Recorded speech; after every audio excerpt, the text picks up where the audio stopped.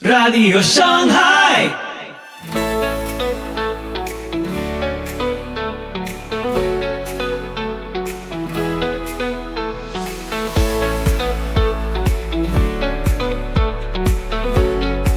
Muy buenos días, muy buenas tardes, muy buenas noches. Soy Pipo Biglione. Muy bienvenidos a Radio Shanghai. Este es el episodio 512 de la 8ª temporada. Hoy, el secreto oculto, cómo la masonería y el sionismo infiltraron la iglesia, con Edgar Pacheco y Gilberto Rufat. Este podcast explora las conexiones entre la masonería, el sionismo y las instituciones religiosas, revelando influencias que pocos se atreven a discutir. Prepárate para cuestionar todo lo que creías saber sobre la fe y el poder. Escuchá ahora y despierta tu entendimiento. Soli Deo Gloria.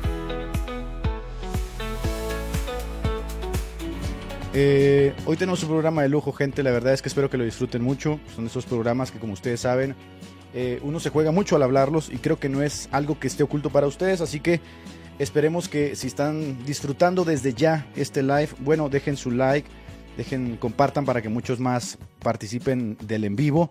A un hermano que aprecio mucho, a un hermano que personalmente considero una de las personas más inteligentes con las que yo interactúo.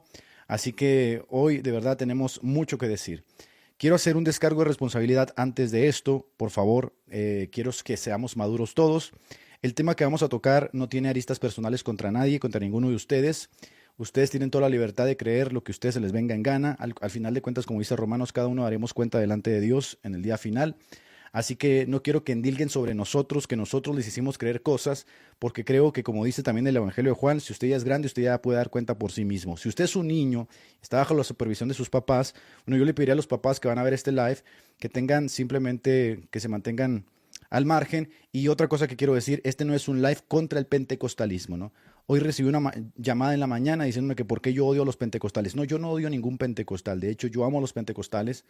Y tampoco es un live específicamente contra una persona, ¿no? Es que lo está haciendo por esta persona, ¿no? Estamos haciendo este live desde dos visiones muy, muy particulares, y creo que aquí van a venir lecturas geopolíticas, históricas, teológicas y todo lo que hace bueno de una buena charla. Vean este live más como una charla de sobremesa de amigos que están interactuando con temas que no se tocan porque son tabús o porque son el elefante rosa en la sala, pero que saben que están ahí. Como cuando fuimos partícipes, ¿no?, de ese gran desconcierto de la vacunación. Todos sabíamos que había algo mal, todos sabíamos que no había algo claro ahí. Pasaron los años, ahora todo el mundo lo dice, es verdad, nos engañaron, nos mintieron, pero bueno, ¿por qué no lo dijimos al principio? Porque teníamos miedo. Entonces, mis queridos hermanos, hoy tengo al pastor Rufat con nosotros. El hermano es una persona de verdad que yo admiro mucho, y la verdad yo les digo de todo corazón, todo lo que quieran decir, díganmelo a mí, ¿no? El hombre es un hombre honorable, es un hombre muy respetuoso, él nunca les ha faltado el respeto, y yo sé que van a venir personas que lo van a querer escrachar de que es nazi, de que es todas estas tonterías que se van inventando. El hermano es un hombre de familia, es un hombre que está casado, es un hombre que tiene hijos, es un hombre que, aunque conozco poco, he visto su carácter y de verdad son de esos pastores que vale la pena muchísimo estar bajo su sujeción. El mass media como tal, ustedes saben que tiene restricciones durísimas respecto a ciertos temas, y esto es uno de los temas que no se pueden tratar. Y eso ya te dice mucho, ¿no? ¿Por qué no se pueden tratar? Sin más preámbulos, es para mí de verdad, bueno, saludo por acá Pablo Biglione, Pipo Biglione, ¿no? Pipo Biglione, que siempre hace los lives, los hace en podcast y la gente los puede disfrutar después ahí en su trabajo con sus auriculares. Así que, Pipo, de verdad te mando un abrazo, que se llama, la radio se llama Radio Shanghai. Le mando un abrazo a todos los que trabajen en Radio Shanghai. Dice, dos potencias, Rufat y Pacheco. No, ¿qué quisiera yo estar al nivel de mi hermano Rufat? La verdad es que no es así, ¿no? Pero bueno, compartimos por lo menos compartimos el celo, ¿no? Aunque le estaba confesando ahorita que a veces mi celo está mal enfocado y es muy pasional y aviento la mesa y hago un desastre, pero ya iré aprendiendo, se los prometo que sí. Pero bueno, mi gente, vámonos entonces al live del día de hoy. Tengo, la verdad, la bendición de tener en el canal a mi hermano Rufat, que siempre es una bendición tenerlo por acá. Hermano Rufat, ¿cómo está? Muy bien, hermano. Gracias al Señor por la invitación. Gracias a los hermanos que están ya sintonizando, que van a estar escuchando. Aprovechamos para mandarle un saludo a todas aquellas personas que conocemos, pueden, a lo mejor hermanos de nuestra congregación que puedan estar escuchando, amigos, hermanos, en fin. Doy gracias por esta oportunidad. Creo que el tema que vamos a estar discutiendo es un tema sumamente importante, relevante, y me honra poder como pastor tocar un tema que algunos por ignorancia, otros por querer huir del tema y no mancharse o no recibir lodo, pues no lo abordan. En nuestro caso, estamos aquí para hablar lo que hemos leído, lo que conocemos, y estamos dispuestos a testificar de lo que sabemos, más allá de verdad, de lo que, pues, cómo la gente nos pueda catalogar o pueda mirarnos. Yo no soy el pastor de todos los que están aquí, soy el pastor de una congregación. Nuestra congregación es una congregación pequeña. Le doy gracias a Dios, no tengo ínfulas de grandeza ni nada por el estilo. Sí soy un hombre que creo, que si me conocen, pues lo que amo, lo que creo, lo defiendo. Y este es un tema que me apasiona, espero poder ser prudente. No estamos aquí, como bien dijo, para lanzar lodo sobre nadie, hablar mal de nadie, pero en honor a la verdad, que es parte del cristianismo. Yo no creo que cuando Jesús dijo conoceréis la verdad y la verdad os hará libre, esa verdad se limitaba solo a aspectos teológicos, porque la Escritura aborda todos los temas de la vida. Cuando uno mira el Antiguo Testamento, la Escritura no es solo acerca de lo que creemos sobre, no sé, sobre Dios, sobre el Hijo, sobre el Espíritu Santo, o cualquier tema de eso. Tocaba, la Escritura tenía relevancia en todos los aspectos de la vida. Dios debía ser honrado. Así que, bueno, hermanos, una vez más, agradecido. Adelante. Hermano Rufat, la vez pasada que usted estuvo con nosotros, tristemente algunos pastores, debo decirlo así, aunque no voy a decir sus nombres, reaccionaron de una forma muy beligerante. De hecho, mandaron comunicados a la Alianza Evangélica que yo solía participar pidiendo que me expulsaran, que me disciplinaran. Y algunos de los epítetos que se utilizaron, que como que se siguen utilizando, es que yo era un nazi encubierto junto con usted. De hecho, nos pusieron la cara ahí con un uniforme de la SS y decían que nosotros queríamos la destrucción de los judíos. Yo ni siquiera creo que se tenga que aclarar eso, pero vamos a hacer un descargo de responsabilidad por si las dudas, porque en efecto creo que hay mucha gente que es muy pasional y dice, sí, esos dos tíos son dos nazis antisemitas que quieren destruir a los judíos. Pastor, yo creo que usted está acostumbrado a esto, ¿no? Sí, no tengo problema y de hecho nunca lo he dicho, pero creo que en mi árbol genealógico, tanto del lado de mi esposa como el mío, ahí estamos ligados al judaísmo. Nunca lo he dicho públicamente, es la primera vez, pero buscando, ¿verdad?, de dónde salía el apellido Rufat, que en Puerto Rico es un apellido que casi muy pocas personas lo conocen. Hablando con mi papá y buscando de dónde veníamos, porque me parecía a mí que era rarísimo que yo no pudiera, luego de mi abuelo, mi bisabuelo, no supiera quién era y de ahí no sabía nada para atrás. Así que desde mi árbol genealógico tengo una conexión con los judíos y de parte de mi esposa. Así que yo no lo hago por una cuestión de odio a la raza, sino que la verdad es la verdad y la verdad debe ser proclamada. Nos cueste lo que nos cueste. Punto. Pero ciertamente es verdad que hay como tres palabras mordaza que cuando este tema se toca surgen a la palestra, que son nazi, antisemita o judeofobo, ¿no? Que tienen por fin básicamente escrachar a la persona, cerrar la discusión y decir, este tío tiene una patología, o sea, este tío es judeofobo, que básicamente es una patología eso, ¿no? Pero no existe. Ese tipo de mordaza también tiene su porqué, o sea, también ese tipo de mordaza surgió en algún momento muy específico y tiene su porqué. Si la gente supiera, también se daría cuenta de que todo está todo está entrelazado como tal. Ah, claro. Y eso del término nazi, de nuevo, es una cuestión de, con todo respeto, pastores, si creen que les estoy diciendo ignorantes, pues sí, ignoran lo que voy a decir.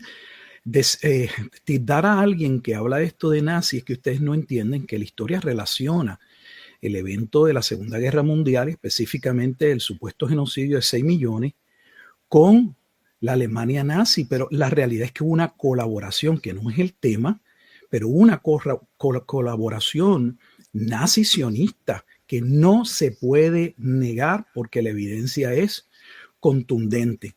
Así que tildar a uno de nazi, pues es poner una, no sé, es tratar de callarnos, es un epíteto para, no sé, como conspiranoicos, son locos, están hablando de cosas que no entienden. No. Realmente hubo un acuerdo nazi y el movimiento sionista por las razones que sean de colaboración. Se llama el Tratado Avara.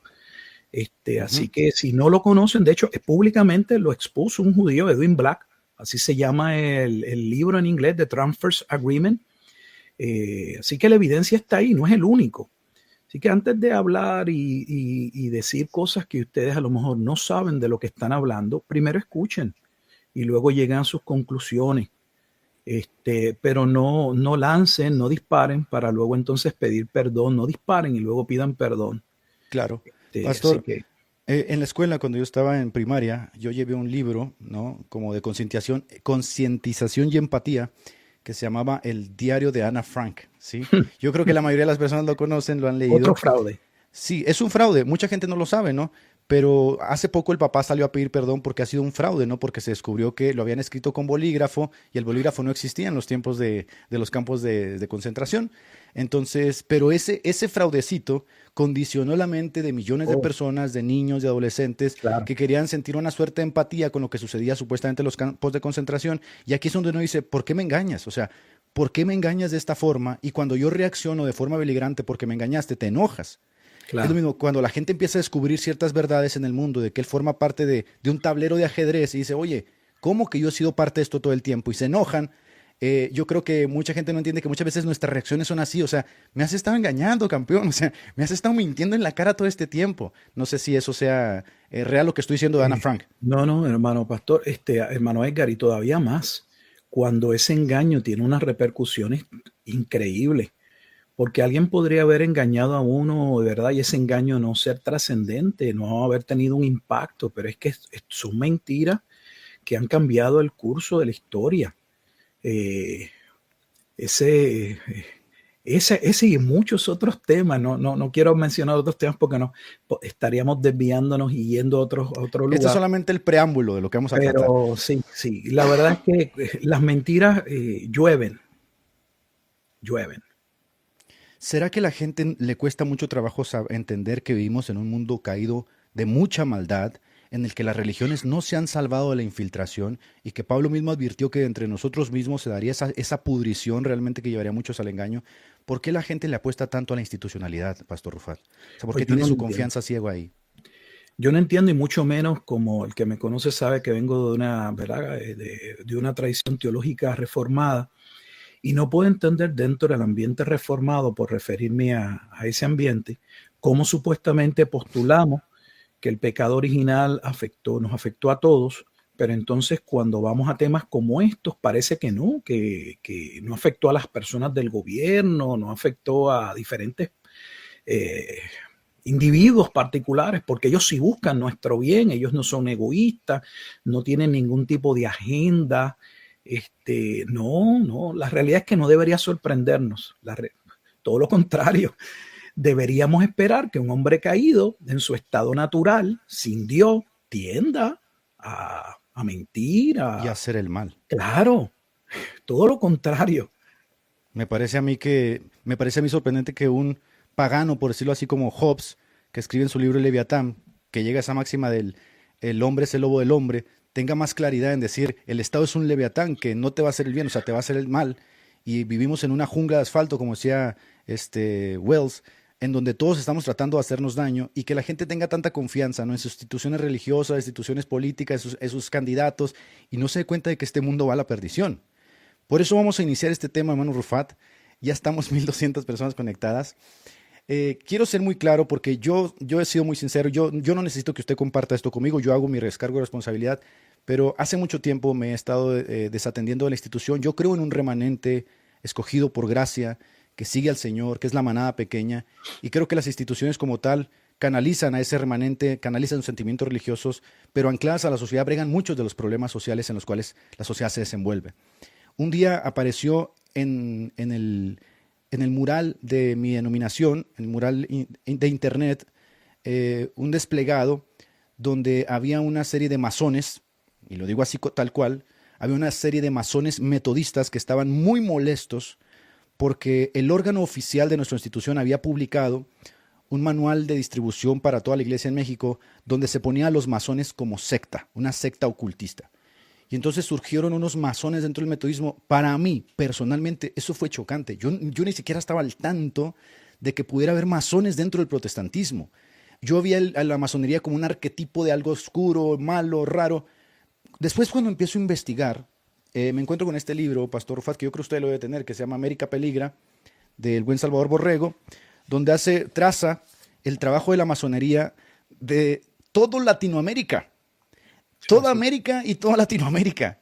Y cómo todos nuestros gobiernos, todos y cada uno de nuestros gobiernos han sido infectados por la masonería. Al principio, la disonancia cognitiva me hizo resistir, pero luego me di cuenta que la mayoría de las cartas magnas e instituciones, las instituciones de nuestros países, fueron redactadas por ellos.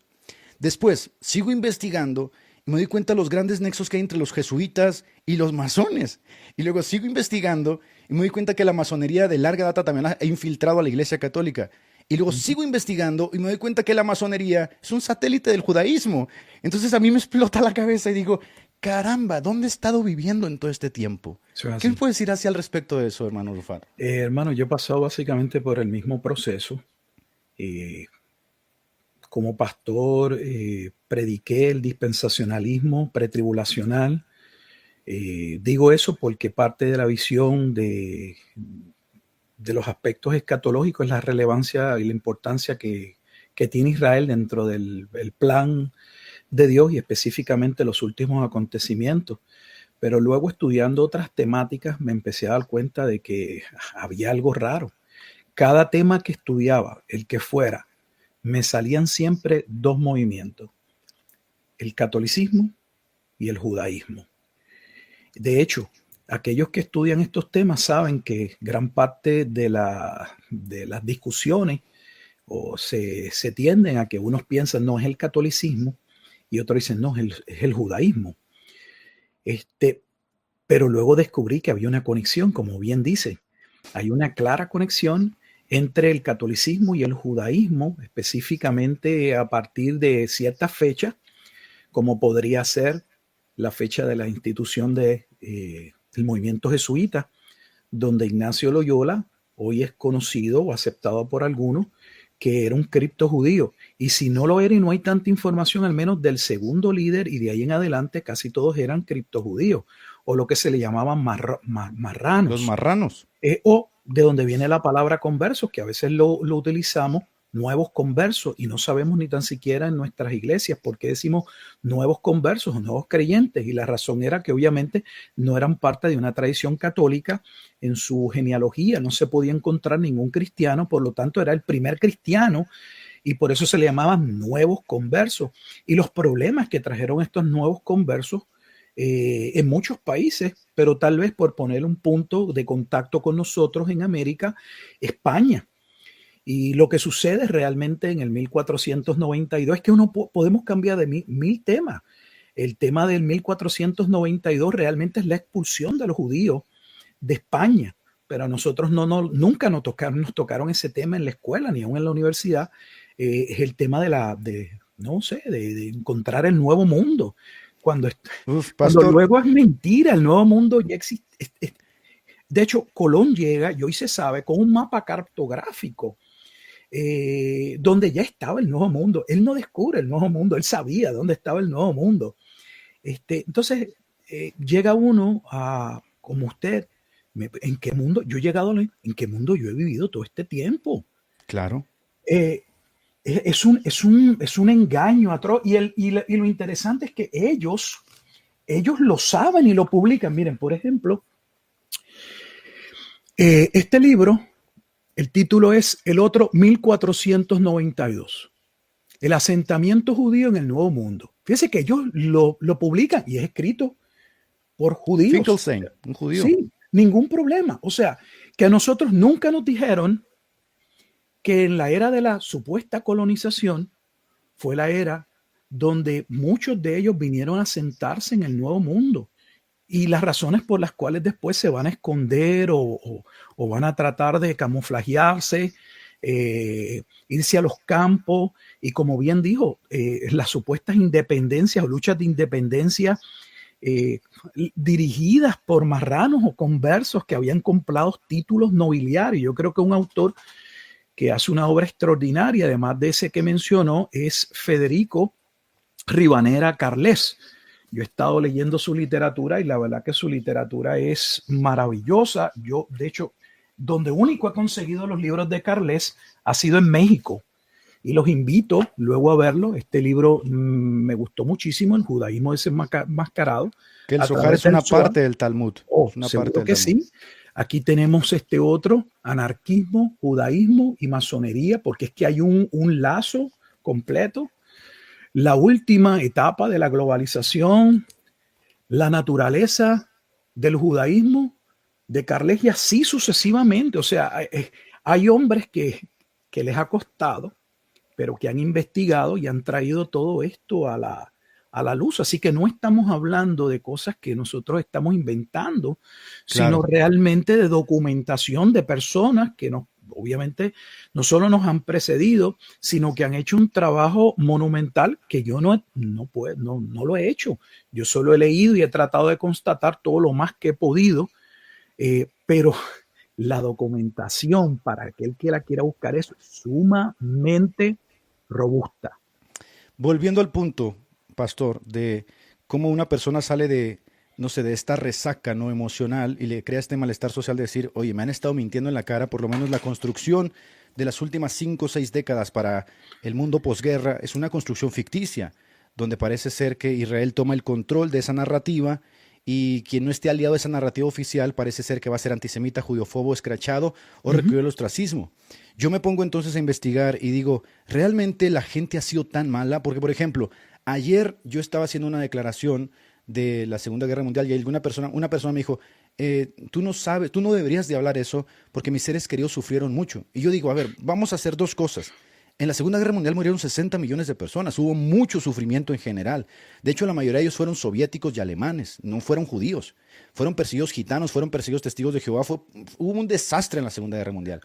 Pero aquí, pastor, y desmiéntame si estoy mal, yo empiezo a investigar si los judíos fueron expulsados por una suerte de patología de Hitler de Alemania, que intentaba insertarlos en Madagascar con una propia moneda, que los franceses y los ingleses no los querían recibir.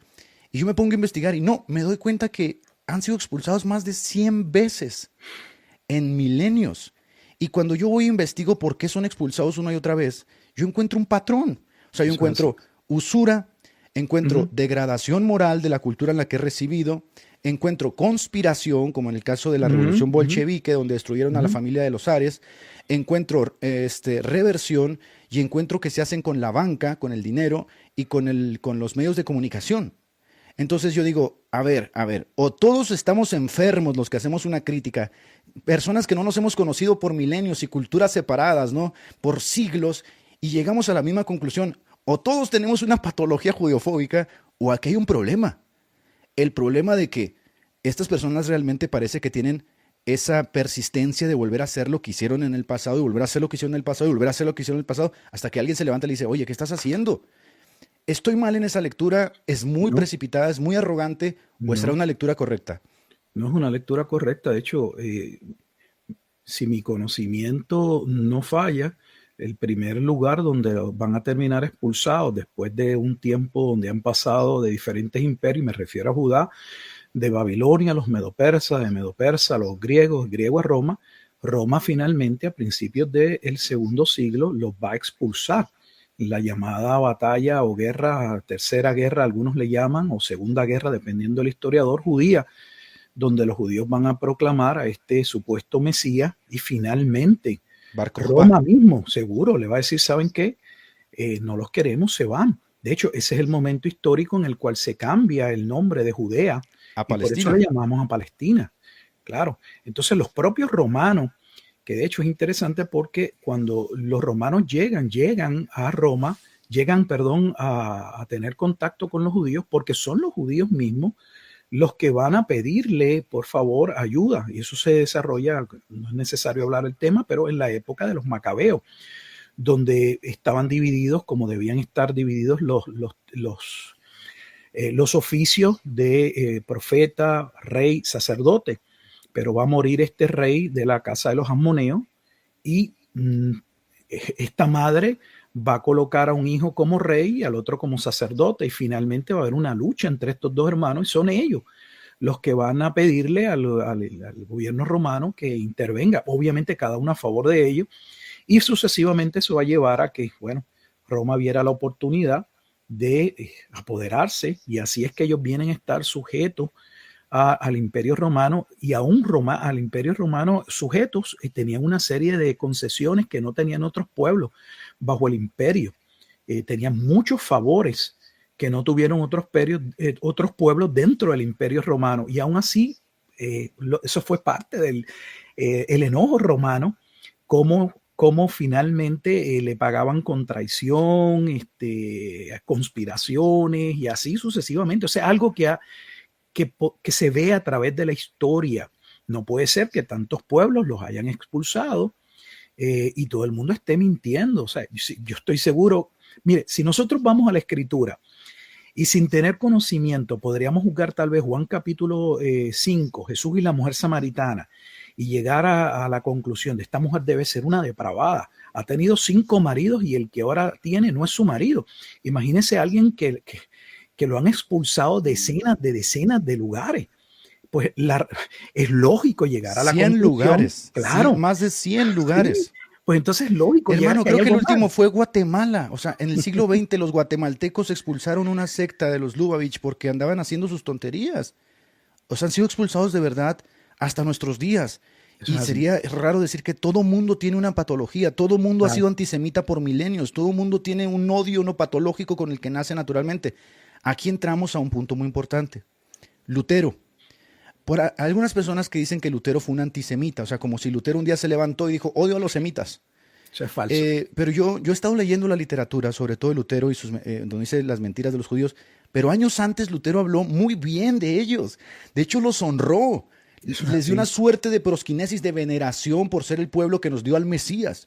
Pero de repente vemos un Lutero que cambia de opinión, como parece ser el patrón recurrente a través de los siglos, y uno se pregunta, pues es que Lutero tiene una patología, se puso borracho y le dio por odiar judíos. No, cuando uno lee las cosas por las cuales Lutero se levanta y dice, oye, estos tíos están diciendo que nuestro Mesías está ardiendo en excremento. Estos tíos están diciendo que María fue violada por un soldado cuando está en su menstruación y que ahí nació Jesús, Ben Pantera. En el Tol Yechu se decía que Jesús fue orinado por Judas. Las cosas que estos tíos llegaron a decir en la Edad Media eran de verdad que, bueno, nosotros somos una civilización hoy que probablemente estemos un poco más civilizada, pero en la Edad Media y luego un sajón leyendo esto, ¿no? ¿Era antisemita Lutero?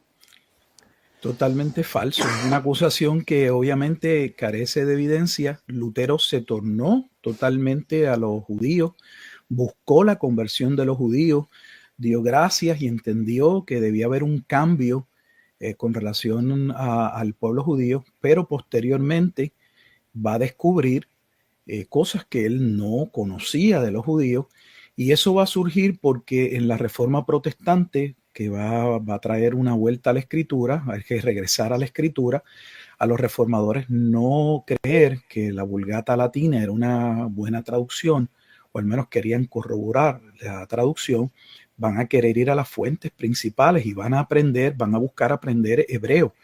Y ese hebreo que van a buscar aprender, muchas veces lo van a buscar aprender de rabinos que les van a ayudar en ese proceso. De hecho, hay un capítulo en este libro que creo que había compartido anteriormente, se llama Los 50 Mesías Judíos. Aquí hay un capítulo donde claramente explica, esto es de otro, o escrito por otro judío, se llama Jerry Rabo. Sí, y él explica qué fue lo que sucede. De hecho, tiene un capítulo donde habla del rabino que ayuda a los cristianos en su concepción del Mesías. Y la razón es que luego Lutero va a aprender el idioma, el hebreo, y va a tener acceso a cierta información que lo va a polarizar. Porque la mayoría de los cristianos no tienen idea. Yo no creo, hermano Edgar, que la mayoría de los cristianos, y obviamente si no la tienen los pastores, no va a pasar a la iglesia, porque generalmente las iglesias se educan en términos generales si su pastor está educado y se mantiene en educación. pero la realidad es que nuestras iglesias están llenas de pastores con muy poca educación teológica y de otra índole. Es la pura verdad, la pura verdad. Mire, yo vengo de la denominación, era militante en las Bautistas del Sur. Yo, una de las cosas finalmente que me hizo salirme, somos una iglesia independiente actualmente, no porque no crea que debemos los cristianos mantener lazos, sino porque hay cosas que finalmente yo en las instituciones me cansé, me harté. Y es como se establecen iglesias como si fueran cadenas de McDonald's, donde lo que buscamos es a cualquier persona que aparentemente muestre amor, tenga algún conocimiento, se sepa 2 o 3 versículos bíblicos y ahí lo ponemos como pastor. De manera irresponsable, sin a veces ni conocerlo, ni su vida, ni nada, sin estar realmente preparado para la obra del ministerio. Así que si los pastores no están conscientes de estos temas y no buscan estudiar estos temas, es muy probable, ¿no? Es lo que vemos, que las iglesias no sepan lo que está sucediendo, lamentablemente, pero Lutero tuvo acceso. De hecho, Lutero publicó 2 libros en el siglo XVI, no solamente Los judíos y las mentiras, sino publicó también su obra donde él saca a relucir la biografía que pocos cristianos saben, porque los judíos se inventaron una biografía básicamente de cómo nace Jesucristo, y aquí es que está todo esto de la violación y de María quedar embarazada y que es menstruación y es un escándalo lo que está ahí. Cuando Lutero lee eso. Pero pastor, ¿sabe usted que sí, en este momento hay pastores dispensacionalistas que dicen que nosotros somos los malos por estar diciendo esto? ¿Cómo es posible? Es verdad, o sea, hay judíos literalmente que decían que Jesús nació por una violación mientras María menstruaba. Eso es así. Hay judíos que están en el Talmud y están en el Tol Yechu, que dice que Jesús está ardiendo en excremento, y todavía el sesgo cognitivo dice, no, pero no puedes decir nada de ellos, porque ellos no son malos. Tenemos que bendecirlos. Y ahorita vamos a entrar a ese punto, porque ellos son el pueblo escogido. Entonces, quiero solamente recapitular 2 cosas. Lutero, Hitler o ciertos personajes han sido utilizados como chivos expiatorios de algo que ha venido sucediendo por milenios. Por ejemplo, una de las cosas que yo escuchaba, perdón que le haya arrebatado la palabra. No, ningún problema. Una de las cosas que yo escuchaba es que Hitler se había leído todos los libros de Lutero y de ahí había formado el nacionalsocialismo y que por lo tanto, influenciado por Lutero, persiguía a los judíos. Bueno, yo me fui y me leí a Hitler. A mí no me gusta ser ningún idiota. Me fui y me leí Mein Kampf, que es la obra de Hitler, y hace 2 menciones de Lutero Hitler. Y lo que dice Hitler de Lutero es lo siguiente. Y ni siquiera menciona a Lutero, menciona al luteranismo. Dice que el luteranismo tiene mucho más sentido como religión porque no es un estado dentro del estado como el catolicismo. Porque el catolicismo, dice Hitler, tiene a un servidor fuera del estado. Y tiene sentido porque si como nacionalsocialista le estás apuntando un orden de sociedad nacional, no quieres tener que alguien más tenga influencia sobre tu estado, ¿verdad? Que es el Papa. Eso es lo único que dice en todo su libro, no dice nada más. Entonces, ¿de dónde se...? Es más, Hitler está más influenciado por Wagner, la música de Wagner. Eso es así. Wagner, quizá un poco de Nietzsche, que el superhombre, la fuerza de la voluntad, y más que Lutero. Pero ¿por qué se crean estos arquetipos? Son chivos expiatorios. Y usted dijo algo muy interesante. La mayoría de los pastores tienen poco acervo cultural, sobre todo en las antípodas de Latinoamérica, donde las iglesias se fundan muy rápido, ¿no? Y se fundan en un sentido de evangelismo más que de formación holística. Sí. Mucha gente desconoce gran parte del mundo en el que nosotros nos desenvolvemos. ¿Es verdad esto o realmente Hitler se chutó a Lutero, leyó a Lutero y se volvió loco? Yo no he visto ninguna evidencia que apunte a que lo que Hitler hizo tenga que ver con las obras de Martín Lutero. Yo creo que es una manera, no sé, de solapar, de esconder, de, como bien dijiste, usar algún chivo expiatorio, pero no. Hay judíos que realmente escribieron en contra de, y sabían lo que estaba sucediendo, porque es que hay escritos directamente de los judíos donde ellos saben exactamente todos los movimientos de subversión. De hecho, hay un judío que cuando yo lo leí la primera vez, hasta me dio pena de él. A ver si tengo el libro por aquí. De hecho, hay judíos ahorita, los judíos ortodoxos que no quieren al Estado de Israel, pastor. Sí, pero la gente ni los conoce. De hecho, la gente no sabe que existen. Aquí en Estados Unidos la gente no sabe que los judíos protestan y que hay movimientos ortodoxos que entienden que es impropio que los judíos estén en el Estado de Israel, porque ellos sí creen que van a reinar y que los judíos van a regresar a Israel, pero entienden que según el Tanaj, como ellos lo interpretan, eso solo va a suceder cuando llegue el Mesías. O sea, ellos reconocen que todo lo que ha sucedido con el supuesto Estado de Israel el 14 de mayo de 1948 es una manipulación de personas que no solamente han usado la política, la religión, entre muchas otras cosas, sino que peor aún, los que estaban detrás eran ateos. O sea, de hecho es un país secularista, o sea, no es un país que está siguiendo la Tanaj. Sí. Es un país que no tiene rey, no tiene arca, no tiene templo. Es un país que es la capital de la homosexualidad, con clínicas de aborto por todos lados. Es un país que literalmente está creando un exterminio en Medio Oriente y remodelándolo para tener una... Pero no vamos a entrar todavía a eso, porque ese es el segundo tema. Vamos a cerrar ahorita. Este es el libro. Lamentablemente, muchos de estos libros están en inglés. Es escrito por el Rabbi Marvin. Sí, él tiene 2 libros. Si ven, dice, este es el volumen, el tomo número 1. Este es un excelente libro. En este libro, él llega a la conclusión que llega quien es reconocido como posiblemente el hombre de mayor conocimiento en la cuestión del misticismo, cábala judía, que es Gershon Scholem, y los movimientos del franquismo y el jacobinismo que dieron paso a las revoluciones en todo el mundo.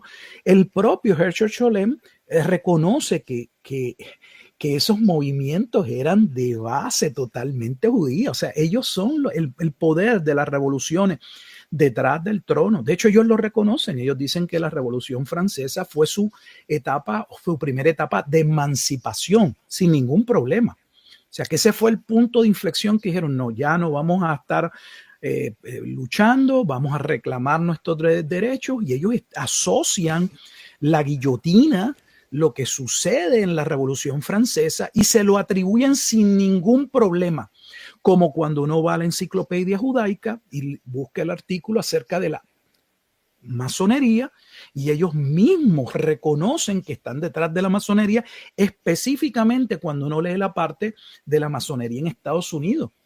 Ellos reconocen que los padres fundadores eran masones y que esos masones eran de base judía, por eso solo usaban el Antiguo Testamento. Te ponen el triángulo, te ponen la pirámide del nuevo orden secular, te lo ponen atrás con el ojo que todo lo ve. Ahora, cuando decimos, y vamos a hacer la conexión aquí, sí, cuando decimos que la masonería ha tenido nexos de larga data con el judaísmo, no estamos mintiendo. O sea, realmente la masonería es luciferina en sus últimos grados, 29, 30, 31. Ahí hay una declaración de Baphomet, hay una declaración del arquetipo de la maldad, y por lo menos en el rito escocés antiguo y aceptado son luciferinos. Y la masonería tiene un nexo con el judaísmo. Lo que estoy diciendo con esto es que mucha gente de verdad piensa que estamos como tratando de escrachar a los dispensacionalistas. Aquí ni siquiera hemos hablado del dispensacionalismo todavía, no hemos dicho nada del dispensacionalismo. Lo que estamos diciendo es que en este gran tablero llamado mundo, este gran tablero de ajedrez, tú eres un peón. Y que cuando despiertas, como diríamos nosotros, sales de la matriz, pues sales con una gran resaca. O sea, ¿así funciona el mundo realmente? Sí, papá, así funciona. Por ejemplo, sí. Me sucedió a mí. Yo me di cuenta que había muchos masones dentro del protestantismo y que algunos de ellos habían fundado logias, los tremendos. Pero también me doy cuenta que Fratelli Tutti, que es una de las encíclicas de Francisco, fue celebrada por la masonería argentina porque tiene todo el toque de la masonería de la fraternidad universal y toda esta vaina de los hombres. Entonces, están ahí los nexos. Están ahí. Una de las cosas que se reclamó, por ejemplo, en la Iglesia Metodista es que la Iglesia Metodista las consideró una secta ocultista, porque no se puede saber. Ellos dijeron, no es ocultismo, simplemente prevención, decían ellos. Es una prevención de no decirle al mundo lo que vamos a hacer. Pero lo han estado diciendo. Está Albert Pike, que fue un masón de altísimo grado. Albert Pike, en sus cartas a Rossini, no me acuerdo cómo se llama, este general francés, le dice, vamos a generar 3 guerras. Y todavía ni siquiera llegaba la segunda. Y dijo, tienen que ser 3, porque tenemos que remodelar Medio Oriente. Yo una vez platiqué con un pastor, hermano Walters, que es muy conocido por aquí, y le dije, los judíos estuvieron viendo en México el bolsón de Mapimí para, en el Gran Congreso Sionista, poner aquí su Estado de Israel. No fue aplaudido, pero ya lo habían visto, ya le habían echado el ojo, como le echan el ojo a la Patagonia Argentina. Claro, o sea, claro. Hay muchas cosas que la gente no sabe y que piensan que todo es una conspiración. Cuando despierten del gran letargo ya no se puede hacer nada. ¿Estoy mal o estoy diciendo ciertas cosas verdaderas? No. Lo que está diciendo es verdadero y de nuevo es que las evidencias sobran. Por ejemplo, ahorita mencionamos el emblema de Estados Unidos y no para entrar en emblema de Estados Unidos. Este libro, si miran en la parte de aquí atrás, es escrito, es hecho por movimientos, déjame ver si que yo no veo la cámara. Dice En la parte de aquí abajo. Canadian British Israel, Asociación Sí. de Canadienses Británico, algo así, ¿no? Sí, y Israelitas. ellos tienen un capítulo donde habla exactamente del emblema, el emblema de Israel en Estados Unidos, y ellos van dando la explicación completa de por qué, qué representa el águila, qué representan las ramas de olivo, todo está ahí. O sea, la literatura para confirmar lo que estamos hablando. De hecho, traje estos libros y solamente es una parte mínima de la biblioteca, solo para que quede evidente. Yo sé que ellos no lo están leyendo, pero que sí existe documentación. Hermanos, vayan y estudien, hagan su investigación y luego lleguen a sus conclusiones, pero no se molesten porque les estemos diciendo que nos han engañado. En Han todo infiltrado caso, nuestras enójense. religiones. Sí, sí. De hecho, los bautistas del sur tuvieron que hacer, hay un libro sobre una comisión que tuvo que sucedió entre los bautistas del sur para investigar el aspecto de la masonería dentro de los bautistas del sur, que estamos hablando de que supuestamente era la denominación o es la denominación de mayor abarcadura en los Estados Unidos, infiltrada por la masonería. Dios mío. Lo que les estamos diciendo, gente, es que en efecto hemos sido infiltrados hasta la médula. O sea, las religiones a las cuales ustedes les apuestan tanto institucionalmente hablando, están infiltradas. Miren, voy a ser así muy breve para entrar al siguiente paso. ¿No les parece por lo menos extraño que después del siglo XVIII, siglo XIX, cuando se da toda esta convulsión, este malestar social, las religiones dan un giro de 180 grados? Por ejemplo, es muy cierto que los católicos mantuvieron a raya la masonería de larga data. Es más, hasta el día de hoy todavía se hacen declaraciones de que no se puede ser masón y católico. Sin embargo, en el Concilio Vaticano II, a los judíos pasaron ya de escracharlos a llamarlos hermanos mayores, lo cual es un hito totalmente, ¿no?, en la historia de qué pasó, porque ciertamente estos dos grupos, el judaísmo y el catolicismo, de hecho tengo un libro aquí, bueno, no, ahorita lo saco, donde muestra la gran rivalidad que han tenido porque los dos quieren un orden de sociedad. Y la única razón por la que han estado siempre pleiteando es porque los dos quieren un orden de sociedad y el catolicismo les llevaba ventaja. Entonces, ¿qué hay detrás de ahora? Son nuestros hermanos mayores, la casa abrámica por allá en Medio Oriente, nos vamos a besar, le vamos a pedir perdón a todos ellos. Yo he dicho que la Iglesia Católica se intenta insertar en la modernidad para dar respuestas, pero realmente detrás de todo eso es que hay una infiltración. Sí, quedaron totalmente infiltrados de larga data. Hay contundentemente, de hecho yo creo que uno de los libros que más expone la infiltración se llama El complot contra la iglesia, de Maurice Pinay. Aquí está, es una obra monumental. Aquí está parte de la literatura de cuando se dio el Segundo Concilio Vaticano, los esfuerzos que se hicieron para demostrar que los judíos estaban detrás de todos los cambios que estaban surgiendo, y la intención detrás de este llamado ecumenismo era lograr que las tres religiones principales, entiéndase judaísmo, cristianismo, islamismo, entendieran que tenían un ancestro común, Abraham, se unificaran, vinieran a ser una, pero claro, bajo la tutela del hermano mayor, y el hermano mayor sería el judaísmo. Claro. O sea, que detrás de todo lo que está sucediendo es un movimiento de llevar a las personas de regreso a el hermano mayor. Por eso vemos todo este auge con los movimientos hebreos, raíces mesiánicas, movimientos mesiánicos y todo esto, porque ellos están logrando, buscando que eso se dé. Dicho sea de paso, porque también pocos entienden o ignoran que ellos realmente creen que ya llegó el tiempo del Mesías. Nosotros vivimos dentro de nuestro calendario en el 2025. Pero realmente los judíos creían que cuando estuviese acercándose el año 6000, se daría el famoso Shabbat mesiánico, donde se daría todo preparatorio para la llegada del Mesías. Entonces, por ejemplo, los movimientos caraítas en el 22, en el 2022, entendían que ellos estaban viviendo en el año 5992. O sea, casi a poco tiempo del año 6000.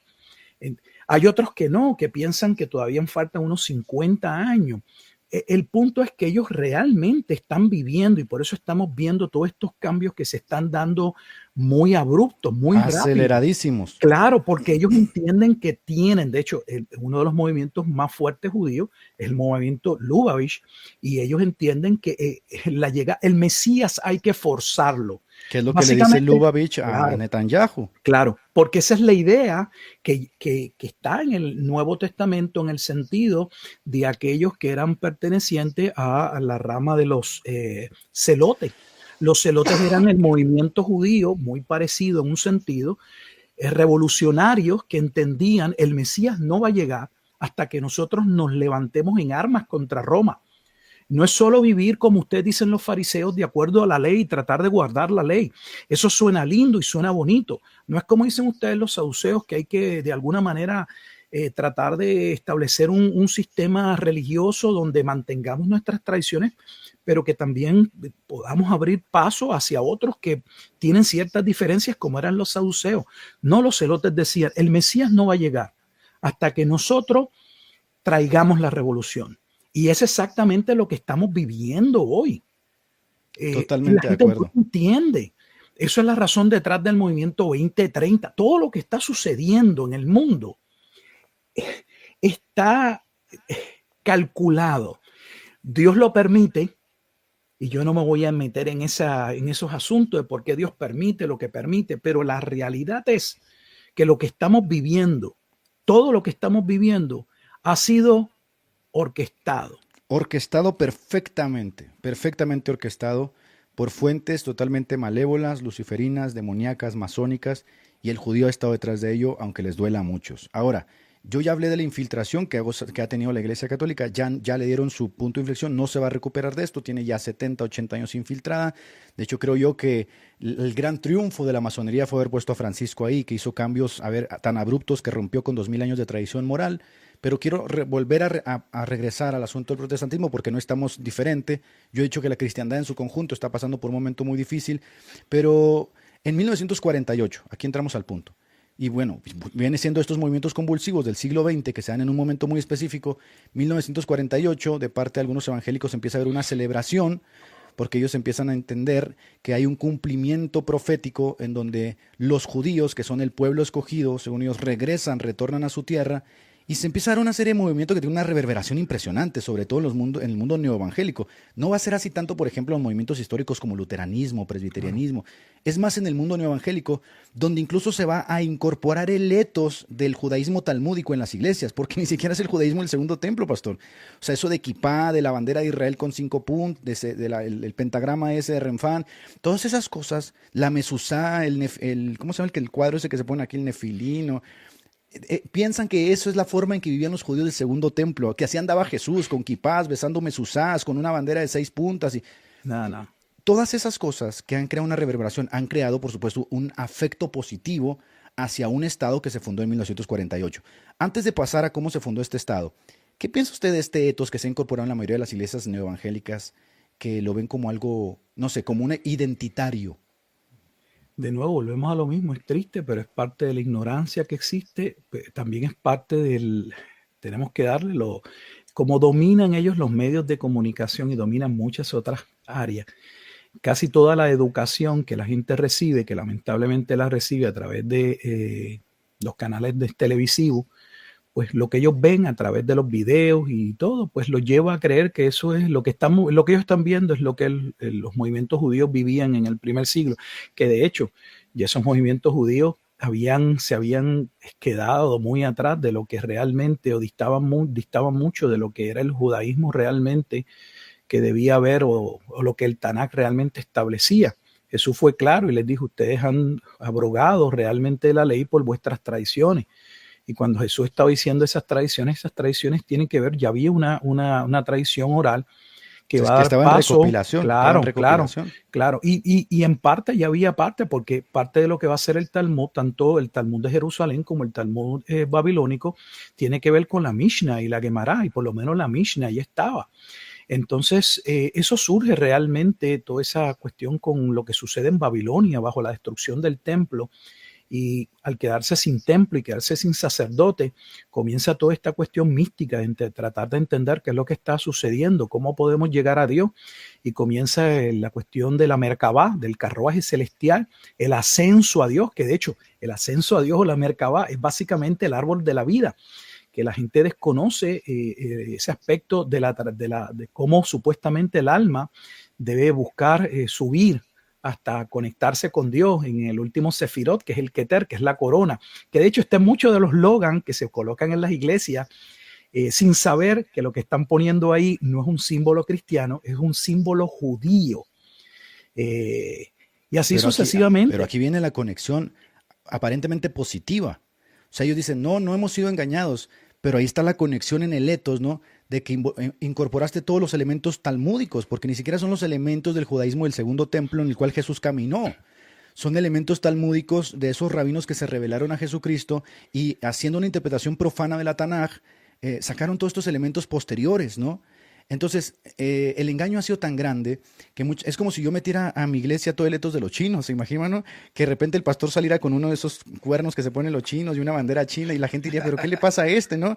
Así de raro, pero no se atreven a aceptar que aquí hay obviamente una concatenación positiva. Ahora, 1948, ellos dicen que aquí se cumplió una profecía. Obviamente cuando hablamos de esto estamos hablando ya de los entremados de la interpretación. Pero hay algunas preguntas que a mí no me quedan todavía claras, y es que ellos dicen que hay un regreso de los judíos, pero los judíos no han regresado. Es decir, hay millones de judíos en Nueva York, y hay millones de judíos en todo el mundo. Es claro. Más, hay más millones de judíos fuera de Israel que dentro de Israel. Entonces parecía ser que le falló al Señor ahí ese regreso a los judíos, ¿no? Eso para empezar, pastor, déjeme leer otras dos cosas. En segundo, cuando yo leo el patrón bíblico de los regresos, los retornos, ¿no? Yo leo casi siempre Nehemías, Esdras, Jeremías. Cuando yo leo estos retornos, yo veo un patrón. Un pueblo que viene arrepentido llorando, un pueblo que vuelve a la Tanaj, en el caso de Josías, Ezequiel, Nehemías, Esdras, un pueblo que se arrepiente en ceniza y en silicio. Pero yo veo que Israel es la capital de la homosexualidad. Yo veo que Israel no tiene rey. Yo veo que Israel literalmente es un país ateo, agnóstico, secular, que odia al Mesías. Entonces, como que algo a mí no me cuadra. Y aquí empiezan como que las piruetas que nadie quiere que abordemos. Entonces, ¿fue una profecía esto que se cumplió, Pastor Fat? No se ha cumplido ninguna profecía, con toda honestidad. El que quiera pensar lo que quiera pensar, pero bíblicamente no se cumplió ninguna profecía. De hecho, para empezar, no todo Israel iba a regresar, porque el Antiguo Testamento nunca enseña que todo Israel iba a enseñar. Eso de que todo Israel iba a enseñar, básicamente su fuente es el Nuevo Testamento y es Romanos capítulo 11, versículos 25 al 27 principalmente. Sale del Nuevo Testamento porque el Antiguo Testamento nadie puede hacer. Mira lo que me atrevo a decir. Nadie puede hacer y demostrar en el Antiguo Testamento a través de los profetas mayores o menores que el Antiguo Testamento señalaba que todo Israel iba a regresar.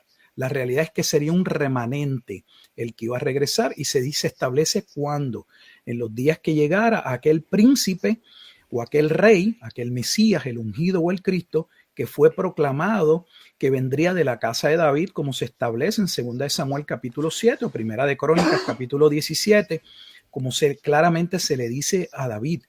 Entonces es un pueblo que vendría en el cumplimiento del nuevo pacto. Como bien dice, sería un remanente que entraría en arrepentimiento. Dios obraría en su corazón, porque dice la Escritura que hasta ese momento Dios los había dejado ciegos, no entendían, tenían ojos y no veían, tenían oídos, pero no podían escuchar, tenían una voluntad, pero entregada a sus placeres.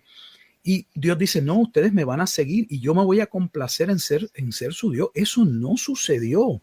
Eso no ha sucedido. Según esa profecía, yo creo que eso sucedió en el pasado. Yo soy preterista parcial y puedo explicar por qué. Esa profecía no forma parte de un futuro, forma parte para mí de un pasado. Yo no estoy hablando de la segunda venida de Jesucristo. Yo estoy hablando específicamente del momento en que el Antiguo Testamento enseñaba que cuando llegara el Mesías, junto con la llegada del Mesías, no solo habría salvación, sino habría juicio. Esa parte del juicio quedó relegada, totalmente tapada por la iglesia. Cuando nosotros iniciamos el Nuevo Testamento, la razón por la que Juan el Bautista es un personaje tan importante que nunca se le ha dado la importancia que tiene es porque Juan el Bautista es el cumplimiento de Isaías 43, de Malaquías capítulo 3 y capítulo 4, específicamente 4:5. Él es el Elías que habría de venir. Que dicho sea de paso, en Mateo capítulo 17, los discípulos, cuando Jesús les habla de su resurrección, pero esa resurrección está ligada al Hijo del Hombre, y ellos le dicen, pero espérate, Jesús, ¿cómo que el Hijo del Hombre va a resucitar? ¿No dicen nuestros escribas que primero tiene que venir Elías? O sea, ellos sabían que la llegada de Elías anunciaba entonces el tiempo de salvación o del Mesías. Y Jesús va a decir claramente, ya lo había dicho en Mateo 11, pero vuelve a decirlo en Mateo capítulo 17, luego de la transfiguración, que si querían entenderlo, Juan el Bautista era Elías, y Mateo asevera o recoge que ellos entendieron que Jesús se estaba refiriendo a Juan el Bautista. ¿Cómo Juan el Bautista puede haber comenzado su ministerio llamando a los hombres al arrepentimiento, porque ya el hacha estaba puesta y todo árbol que no diera fruto sería cortado? Pero entonces hablamos solo del aspecto de la salvación del Mesías, pero ocultamos que esas palabras que está hablando Juan el Bautista están asociados al día ardiente de Jehová. O sea, y ese día ardiente no era el fin del mundo, ni tan siquiera era el fin de las naciones, era el fin del sistema antiguo testamentario, era el cumplimiento de aquello que era sombra, de aquello que fue profetizado, que se vendría y tendría un cumplimiento en Cristo, como se establece claramente en la epístola a los Hebreos. Entonces, tiene que ver con un aspecto interpretativo de cómo interpretamos el cumplimiento de lo que fue profetizado en el Antiguo Testamento. Básicamente, gran parte de la iglesia lo que ha visto es que en Jesucristo o en su primera venida está el aspecto salvífico, y han relegado o han postergado o han dejado el juicio para el final, asociado casi siempre a la segunda venida de Jesucristo, o dentro de otros sistemas como el dispensacionalismo premilenial dispensacional, aquellos últimos 3 años y medio dentro de la gran tribulación que inicia 7 años antes de la segunda venida de Jesucristo. Pero no, que el 14 de mayo no significa ningún cumplimiento absolutamente de nada. De hecho, el cumplimiento tendría que traer el templo y tendría que traer el reino. Y el templo que es proclamado en el Antiguo Testamento y que el Nuevo Testamento valida no es un templo físico. Aquí tienen un problema. Toda la literatura del Antiguo Testamento y el Nuevo Testamento realmente a lo que apunta es a la destrucción del templo. Claro. No, nunca. O sea, ¿cómo es posible que el Antiguo Testamento lo que habla es de la destrucción del templo? De hecho, una de las profecías clave, que es clave para estos movimientos, es Daniel capítulo 9, versículos 24 al 27, que dicho sea de paso, la parte más importante de la profecía de las 70 semanas ni tan siquiera tiene que ver con la destrucción de Jerusalén. La importancia de la profecía de las 70 semanas tiene que ver con el momento en el que Dios va a obrar salvación para el pueblo de Israel, porque eso es lo que se encuentra, ese es el lugar en el que se encuentra Daniel. Daniel cree, cuando uno inicia Daniel 9, Daniel tiene los rollos de Jeremías. Y en Jeremías capítulo 25 y en Jeremías capítulo 29 se había hablado de la profecía de los 70 años de cautiverio, o sea, el tiempo en que Judá estaría cautiva dentro de Babilonia. Pero Daniel cree, eso es lo que él cree, que cuando se cumpliese esa profecía, o sea, esos 70 años, Judá sería liberado y sería el tiempo de la salvación y del Mesías. Pero Dios va a enviar, que de hecho no me quiero salir del tema, pero creo que es maravilloso, que envía al mismo ángel Gabriel, que es el ángel Gabriel que se aparece a María. Exacto. Para hablarle de la llegada del Mesías príncipe. Uf. Y decirle, no, Daniel, este no es el tiempo. Ustedes van a salir, la escritura claramente severa, tanto el libro de Esdras como en Crónica, que se cumple lo que se había profetizado en Isaías, que Dios usaría a Ciro para que el pueblo pudiese salir a la reconstrucción de lo que va a ser el segundo templo. Pero todo esto que sucede tiene que ver con que Dios le va a decir, es que cuando venga el Mesías, solo cuando llegue el Mesías puede haber la salvación que Dios quiere. Va a venir la justicia perdurable. Claro, como parte de los eventos asociados a la llegada del Mesías príncipe, se habla de la muerte del Mesías príncipe.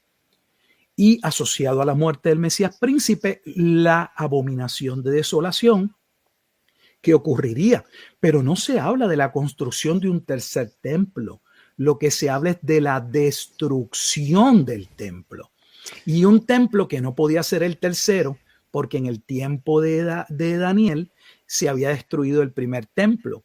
El único templo que puede estar en la mente es el templo que se iba a levantar luego de dada la comisión. Claro, ¿no? Claro, que tenemos la narración en los libros de Esdras y de Nehemías de esa reconstrucción. Terminó siendo llamado Templo de Herodes. Claro, porque Herodes lo va a tratar de hermosear y remodelar, porque él no es judío, aunque se casó con una de las princesas de la casa Asmonea para tratar de legitimizar, ¿verdad? Pues su reinado sobre los judíos. Así que el Antiguo Testamento lo que profetiza es la destrucción del templo. Y el Nuevo Testamento igual. Uno esperaría que si eso es un evento realmente bíblico, hubiese un pasaje, hermano. Yo no creo equivocarme. No existe un versículo, uno en todo el Nuevo. Miren lo que estoy diciendo, soy yo el que estoy hablando. Un solo versículo en todo el Nuevo Testamento que hable realmente de la reconstrucción del templo. Todo lo contrario, los pasajes en el Nuevo Testamento lo que establecen es que el templo del libro de Ezequiel ya estaba en el tiempo de Pablo. Cuando Pablo habla y dice que ellos eran ministros del nuevo pacto. Estoy hablando 2 Corintios capítulo 3. Luego en el capítulo 6, que muchas veces lo usamos solo para hablar de que no te unas, que tiene que ver el cristianismo con movimientos que no son cristianos, porque la luz no va con las tinieblas. En ese mismo capítulo los pastores no se han percatado que Pablo cita el templo de Ezequiel y dice, ustedes son ese templo. Dios mío. Ese templo está presente. ¿Cómo es posible que ese templo estuviese presente en el primer siglo, hermano Edgar? Primer siglo. Y todavía nosotros posterguemos, pensemos que eso no ha ocurrido y que han pasado 2000 años y todavía estemos esperando un templo. Pero más aún, y no quiero seguir hablando, un templo que encima de eso no cumple ningún propósito, porque todo lo que el templo figuraba, simbolizaba, representaba, se cumple en Cristo, como se establece en la carta o en la epístola a los hebreos, donde claramente en el tiempo de Pablo, yo creo que Pablo pudo haber sido el autor de Hebreos, o el autor de Hebreos, si lo quiere poner un autor que no sabemos quién fue, va a decir claramente, esto está por concluir y viene juicio. Y en Hebreos 10 dice, de aquí a poco esto va a desaparecer. ¿Qué era lo que iba a desaparecer? El templo. ¿Y con qué lo relaciona? Con el cántico profético de Moisés. ¿Y qué es el cántico profético de Moisés? Deuteronomio 31 al 32. ¿Y qué es Deuteronomio 31 al 32? Y aquí termino. Este es el momento en el que Dios le dice a Moisés, busca a Josué, párate frente al tabernáculo porque tengo algo importante que decirle.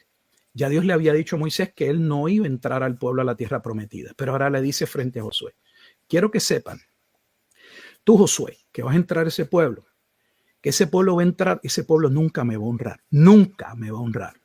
De hecho, va a llegar un punto en que va a existir una generación que va a colmar la copa de mi ira y ellos se van a volver en mis enemigos. Y yo quiero que esto quede en un cántico. Y que cada 7 años, eso está en Deuteronomio capítulo 31, ustedes lo canten para que los niños israelitas que nazcan sepan hasta que llegue el Mesías que si ustedes no se arrepienten yo los voy a destruir. Y en ese cántico profético se habla del día de venganza y el día de retribución. Y el día de retribución o el día de venganza no es el juicio del fin del mundo, es el juicio contra el pueblo de Israel por la violación del pacto. Y ese es el mismo juicio que cuando Lucas en el capítulo 21, que Lucas 21 básicamente es lo mismo que se está hablando en Mateo capítulo 24, dice, estos son los días de retribución que fueron profetizados. ¿Y cuáles son los días de retribución? Cuando veáis a Jerusalén rodeada de ejércitos, sabed que el juicio de Dios ha llegado. En el 70. Claro, ¿era un juicio del fin del mundo? No. No, todos los elementos que están ahí apuntan a que no era un juicio de fin del mundo. ¿Qué razón habría de si una mujer, o qué importancia tendría que una mujer estuviese embarazada o no? Porque en el fin del mundo, estar embarazada o no embarazada no iba a cambiar nada. ¿Qué iba a cambiar si era en invierno o no en invierno? Porque si es el fin del mundo, es el fin del mundo. ¿Qué relevancia tendría que los que estén fuera no regresen a Jerusalén? Pues ninguna, porque si es el fin del mundo, va a ser destruido dentro de Jerusalén o fuera de Jerusalén. Pero si el epicentro del juicio iba a ser Jerusalén, como Flavio Josefo recoge, que de hecho pasó en una Pascua, en el mismo momento en que ellos habían asesinado a su Mesías, y Flavio Josefo dice que Dios cerró las puertas de Jerusalén como una cárcel y quedaron ahí aprisionados. Pero también recoge, no siendo cristiano, ni buscando validar la profecía que Jesús había dicho, que el pueblo cristiano que había escuchado lo que Jesús había dicho, había huido a una ciudad llamada Pela o Pella, y que ellos estaban salvos o habían escapado de ese juicio de condenación. Así que yo no sé de dónde se sacan, con toda honestidad, que el 14 de mayo de 1948 es el cumplimiento de una profecía, porque tal profecía no existe. Tal profecía es un invento. Tal profecía sale de una mala interpretación de la profecía de las 70 semanas, que es Pilar. De hecho, puedo ir más. Sale de un mal entendimiento de Génesis capítulo 12. Porque el Nuevo Testamento, yo soy un fiel creyente que Escritura interpreta Escritura. Claro. Si Génesis 12 está interpretado en el Nuevo Testamento, se acabó el debate. ¿Por qué se acabó el debate? Porque tanto Gálatas capítulo 3, Romanos capítulo 4 interpretan con toda claridad que cuando Dios habló de que habría salvación en una simiente, esa simiente es Cristo. Y que esa simiente se refería a ese pueblo que vendría a creer como Abraham por la fe. De hecho, dice más, dice, ¿no se han percatado en qué momento Abraham fue justificado? Génesis 15:6 dice que Abraham le creyó a Dios y le fue contado por justicia. Pero Pablo dice que hay algo extraño, porque Dios declara justificado a Abraham en un estado de incircuncisión. No es hasta Génesis 17 que Dios entonces le dice a Abraham que se tiene que circuncidar y con él toda su casa. Y Pablo interpreta, o la Escritura dice, ¿por qué Dios lo hizo de esa manera? Para que Abraham fuese padre tanto de judíos como de gentiles. Y de gentiles, circuncisos, incircuncisos. Miren lo que estamos diciendo aquí. Esto destruye todo el dispensacionalismo por una sencilla razón. El dispensacionalismo, una de sus propuestas es que el Antiguo Testamento nunca abordó la salvación de los gentiles. Hermano, si eso no es una mentira, el Nuevo Testamento claramente dice que los gentiles estaban en el plan de salvación. De hecho, el capítulo para mí más claro, que era parte es del Efesios 3, 1 al 6. Ahí voy, es Efesios 3, 1 al 6. Cuando Pablo declara el misterio del cual viene hablando en la carta o la epístola a los Efesios, en el capítulo 3, versículo 1 al 6, Pablo dice, lo único cierto aquí es que Dios no dejó totalmente claro ese misterio, el cómo los gentiles sí estaban y serían parte de ese pueblo que Dios salvó. Pero ahora dice, pero no hay excusa, porque ahora, por medio del Espíritu y de sus apóstoles, Dios lo ha dado a conocer. Sí, se les revela. Que tanto circuncisos como incircuncisos que creen son el pueblo de Dios. Hijos de Abraham. Claro, como lo dice Gálatas, si estáis en Cristo, sois hijos de Abraham. Si uno pregunta en una iglesia, ¿aquí hay un hijo de Abraham? La mayoría no va a levantar la mano. Es posible que en una iglesia evangélica no haya una sola mano, porque a no ser que ellos se consideren que son parte del pueblo de Israel, entonces en ese sentido podría levantar la mano. Usted me pregunta, ¿usted es un hijo del pacto? Sí. Claro. ¿Usted es un hijo de Israel? Sí. Y no lo soy por cuestión de genealogía, porque nunca tuvo que ver con genealogía. De hecho, ese es Romanos 9. Siempre es que no leen la Biblia. Sí. Claro. Pablo dice, mira, si esto fuera por genealogía, entonces Ismael tenía que ser parte del pacto. De Pero hecho, Ismael Pablo no dice lo que fue. tiene todo por basura eso. Lo tiene por Claro, basura por le dice, alcanzar a Cristo. y luego alguien podría decir, no, pero en Ismael es fácil porque Ismael es el hijo de una esclava. Pues Pablo dice, se las voy a poner de otra manera. ¿Y qué hacen ustedes con los hijos de Isaac? Porque tanto los hijos de Isaac, ambos son hijos del pacto, ambos son de sangre, pero Dios dijo que iba a bendecir a uno y que al otro no lo iba a amar, que no iba a entrar en el pacto. Entonces, ¿cómo es posible que no entre en el pacto si es un hijo del pacto? Dice, no todo Israel es Israel, dice ahí, ¿no? Sí. No todos los que descienden de Abraham son Israel. No es triste de verdad, hermano Edgar. Yo creo que la Biblia es clara. Si honestamente fuera algo confuso, yo lo confieso y digo, no, la verdad es que la Biblia no es clara en esto, no, hermano, con todo respeto. Clarísimo. La Biblia es extremadamente clara. ¿Sabe cuál es el problema? Y no creo equivocarme, que en nuestras iglesias se estudia la Biblia de manera fragmentada. Hoy es un pasaje en Proverbios, mañana en Apocalipsis, uno en Génesis.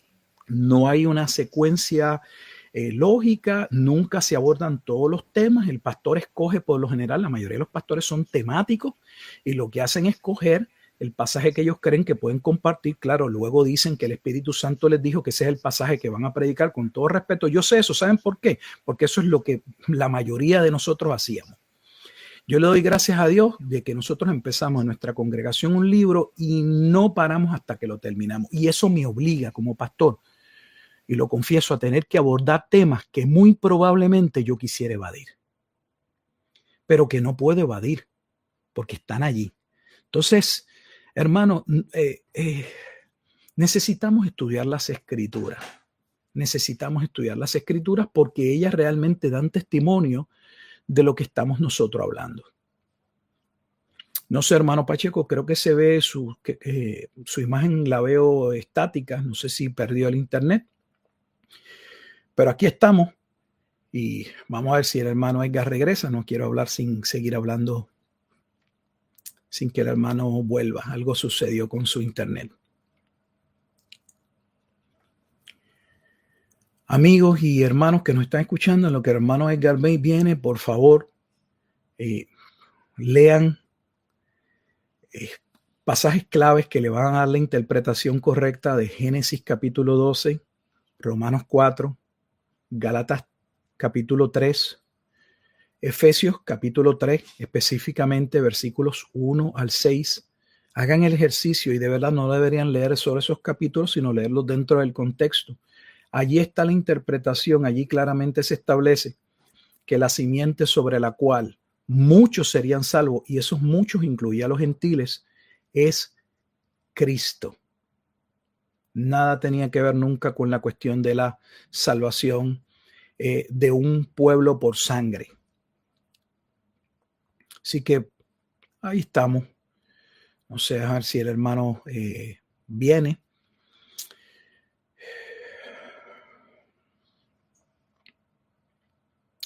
Gloria a Dios, aquí estamos. En lo que el hermano viene, este libro está en español.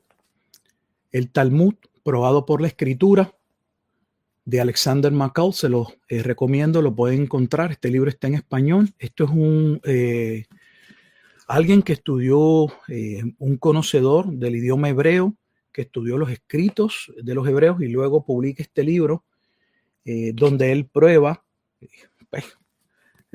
las barbaridades o trae evidencia las cosas que no estaban claras. Si quieren conocer algo del misticismo, este es otro buen libro. Lamentablemente muchos de estos libros no se encuentran en español. Los secretos de la Cábala, lo que todo cristiano debería conocer. Esta es la autora. De hecho, yo le escribí para ver si me daba la oportunidad de traducir este libro. Creo que es un libro maravilloso. No recibí contestación, así que tengo una traducción para mí, pero creo que es un libro sumamente importante. Hablando de la profecía de las 70 semanas y que mencionamos los judíos y los mentiras de Martín Lutero, este libro en el capítulo 8 tiene una temática sumamente importante que le invito a que, si usted tiene la oportunidad, busque este libro, porque Martín Lutero va a decir que en su tiempo este libro fue escrito a mediados del siglo XVI que el consenso era que la profecía de las 70 semanas, esa profecía que se ha dividido y se dice que hay una semana que no se ha cumplido, que es la semana de la gran tribulación.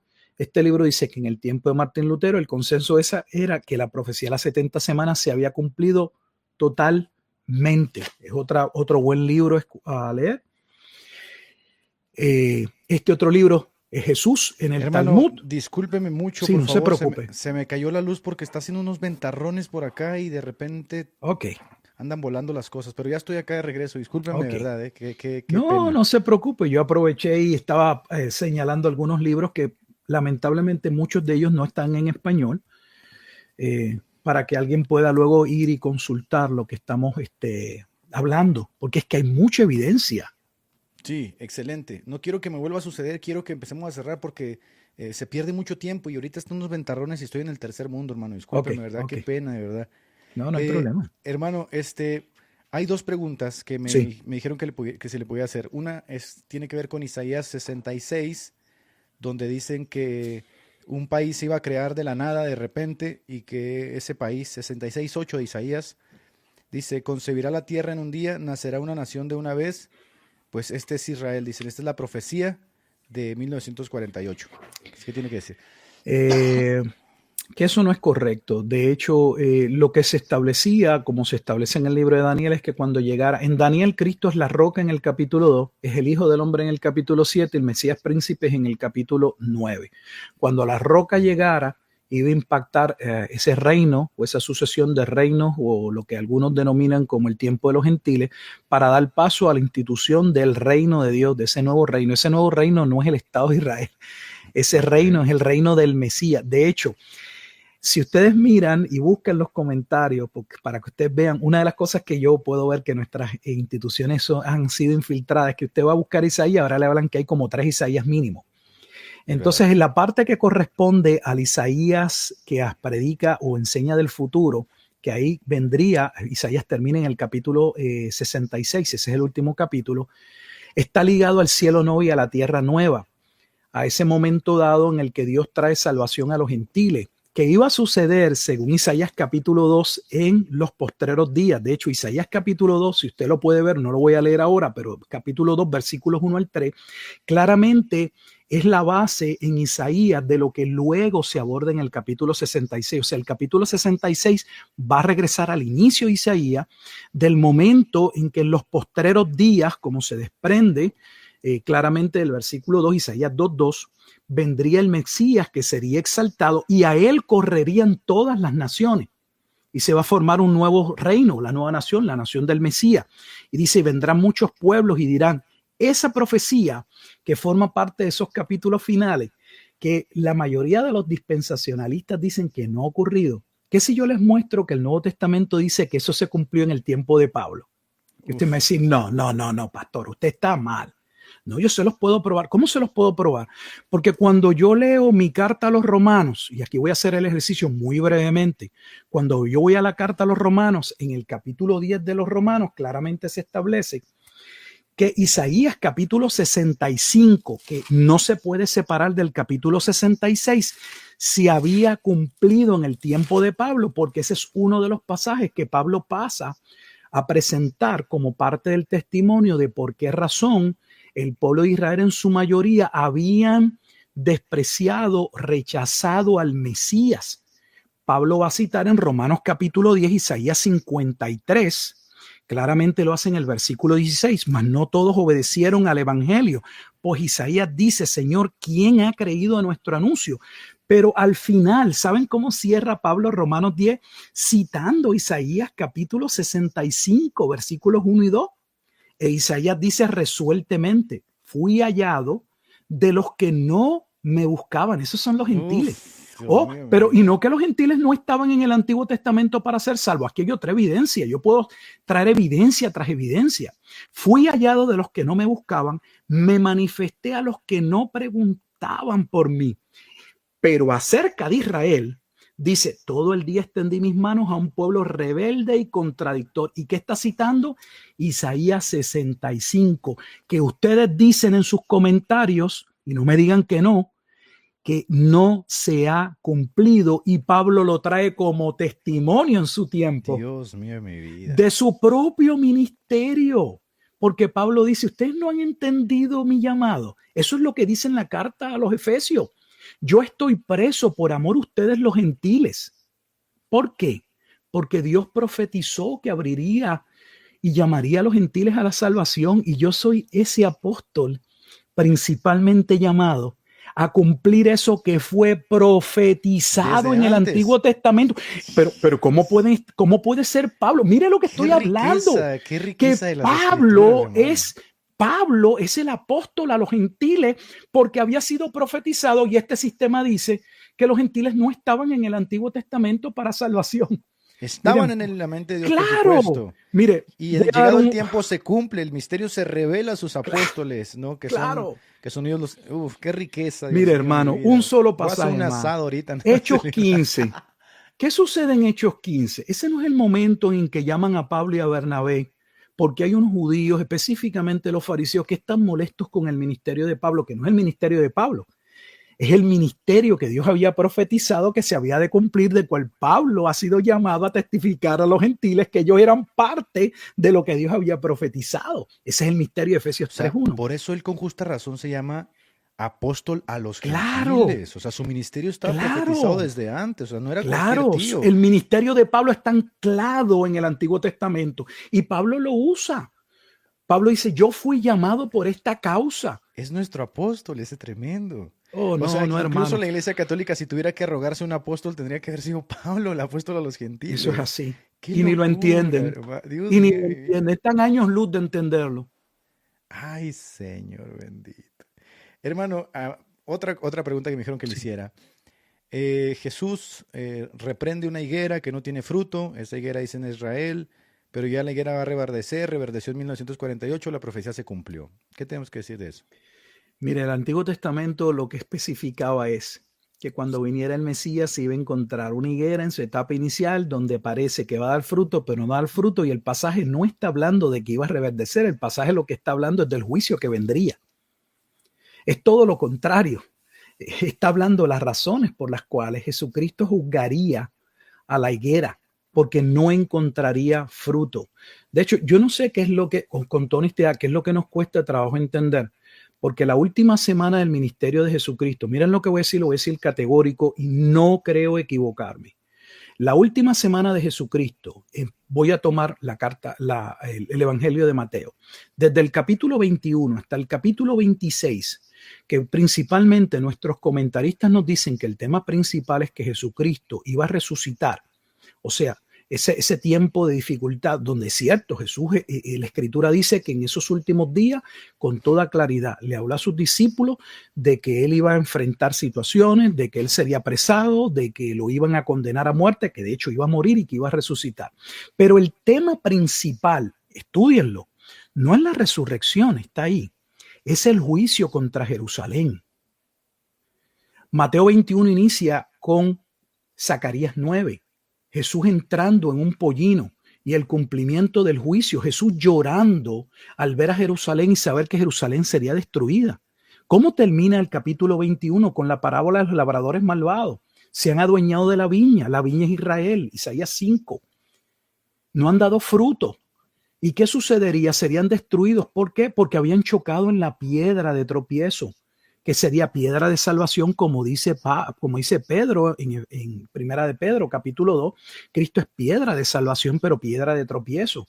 Y para ustedes Cristo va a ser piedra de tropiezo. Y dice la Escritura que ellos no entendieron. Entramos a Mateo 22 y ¿qué tenemos? La parábola fiestas de boda. ¿Y qué es la fiesta de boda? El anuncio del nuevo pacto. ¿Cómo que del nuevo pacto? Sí, porque los pactos son establecidos como pactos maritales. Y se les ha dicho que viene el Mesías. Por eso que Juan le llama, yo soy el amigo del esposo. Cristo es el esposo que viene a entrar en un pacto marital con el pueblo que viene a salvar. ¿Y qué sucede? Les dicen, todo está preparado, vengan, se excusan. ¿Y qué hizo el padre del hijo? Mandó a quemar la ciudad, la destruyó. Todo el tiempo se está anunciando la destrucción de Jerusalén. Vamos al capítulo 23. ¿Y qué es el capítulo 23 de Mateo? Los 7 juicios ¿Es contra quién? Contra los escribas y fariseos, diciéndole: ustedes son esa generación perversa, maligna, hijos de la serpiente. ¿Dónde está ese vocabulario? Cántico profético de Moisés, Deuteronomio capítulo 32. ¿Y qué profetiza Jesús? Esta generación no pasará, será destruida, porque ustedes son culpables de la muerte desde Abel hasta Berequías, hasta Zacarías, hijo de Berequías.